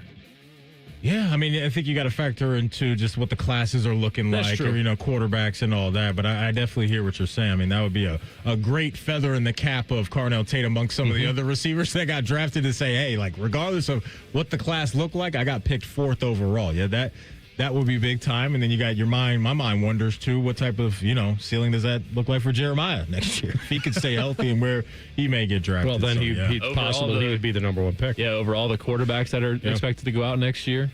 Yeah, crazy. Diago Piava? Yeah, I would say... That me? Who said that? Well, I didn't know if that was me or DeVere for a second. Play it again? It says it's you. Diago Piava. Diago Pavia, Matty Ice. Pavia, big dog. I wasn't on that show. I don't remember saying that. I don't remember you ever saying that. That may be AI. You can hear the lack of confidence in my voice. Play it again if you got it. Play it again. Diago Piava. Yeah, I wasn't confident. There was a question. Wasn't confident. I mean, Cole's been with you for every pregame and tailgate show, basically, too. So he may have. Maybe it was a Saturday. He may have caught you on a Saturday morning. I'm going to give you a little credit. I'm having trouble trying to pronounce it the way you did. Diago Piava. Yeah, that's not an easy one to say. Tough. So I believe your question on Carnell Tate. I don't think that would be too high. And I don't see him dropping past 15. I don't see that. I think he's at least top 10. Yeah. So if you heard my update at the top of the hour, Pete Alonso signed a major deal with the Orioles. 5 years, 155 mil. It was reported Kyle Schwarber re-signed with the Phillies yesterday, but it was reported that the Reds offered a 5-year, 125-year for Kyle Schwarber. So, do you think that the Reds will make a splash this offseason? I don't think so. I don't think they will. That was a Cincinnati boy. That made sense to go after Schwarber. Yeah. But I don't see us doing much. Because here's the thing. We're always kind of picking up the scraps after the big market teams make their moves. Right? Like, you're the Dodgers. Hey, we threw a whole bunch of money at Tanner Scott last year. That didn't work. Our bullpen sucked. Now we'll go get the best reliever. And it's just like Baltimore and Philly and these markets just have so much coin to throw around that you're never really, never's probably too strong. You're probably not going to get a guy like that. So it's intriguing that they offered that much money, though. It is. It is. I will give them that. I absolutely will give them that. Especially with what Ellie's going to be worth. Correct. And so hopefully, they can piece something together and get some more oomph in that lineup because they just didn't hit enough dingers last year. That's what hurt them. They got to add offense. Got to. Somehow. I mean, I looked at their offensive categories this year, and among the ones that stood out were 21st in home runs. That's it. In a ballpark that you can hit home runs. That's a great point. And so you don't want to be top 10 in strikeouts and not in the top 20 in home runs. Those are bad. Yeah. It reminds me of a quote a buddy of mine used to say when we were younger. You'd go out to the bar or whatever, and be like, that better move in before things get a little thin for you there. And he goes, let the amateurs take their hacks. And then when the dust settles, that's when I'll move in. See, Matty Ice wasn't at that bar, though. I'll tell you that much. He wouldn't have had nothing to pick from. Let the amateurs take their hacks. That's a good one. I'm an agent of chaos. So I brought up some draft talk in this. Will Arch Manning declare for the draft? I don't think he will, AR. I think he'll run it back. And he was supposed to be the no doubt home run this year. Let me ask you this. Yeah. Even if he's not a no doubt home run, if he did become eligible, where's he getting picked? Because I think that's what it's about for him. I think so too. If you can tell me he'd still be the number one guy over Mendoza. I don't think he is. I don't think he would be number one over Mendoza. I don't even know if he'd be drafted before Dante Moore right now. I think he'll run it back. I thought the only way he'd come out is if they won it all before the year. I remember when he was saying, I'm not doing anything, and when his grandfather came out and said he's not leaving, I always thought one thing can change that if you have nothing else to come back for. Like if he would have lived up to every last ounce of the hype, national title or Heisman or both, then he's got to go. If he was a Heisman finalist this weekend, I think he would be coming out. Regardless of the team's success in Texas. If he was a finalist, I think he'd be coming out. There's a story out there that the scouts still say he'd be the number one quarterback taken. in the draft if he comes out. Because you're betting on upside. That's not what he did this year. You're betting on upside in years down the road. Hey, before we go, you missed anything from our show, don't worry. You can always catch up wherever you get your podcast. All you got to do is type in Rothman and Ice. Everything we do from noon to 3, we'll be waiting there for you. Subscribe to the podcast as well. Bet365 is the sponsor of the Rothman and Ice podcast. Common Man and Timmy coming up next. Nicole Sharon joins the gang at 3:30. Maddie, I believe we have a full show tomorrow. What we got? No coaches show. 3 hours. Yeah, we're I just back. wanted to see the disappointment rain over your face. Hey, but we get it back on Mondays. Thanks to Coach Diebler. So we'll go full 3 hours. It will be a Gold Jacket Thursday tomorrow. So the legendary receiver Drew Pearson will jump on, and I'm not allowed to call him for pushing off on my Vikes because I've already disappointed him. We'll finish that story tomorrow. Rothman and Ice on the Fan. If the sound of another man slammed against plexiglass turns you on, you've come to the right place. Proud to be your home for Jackets hockey. The Fan, Ohio sports destination.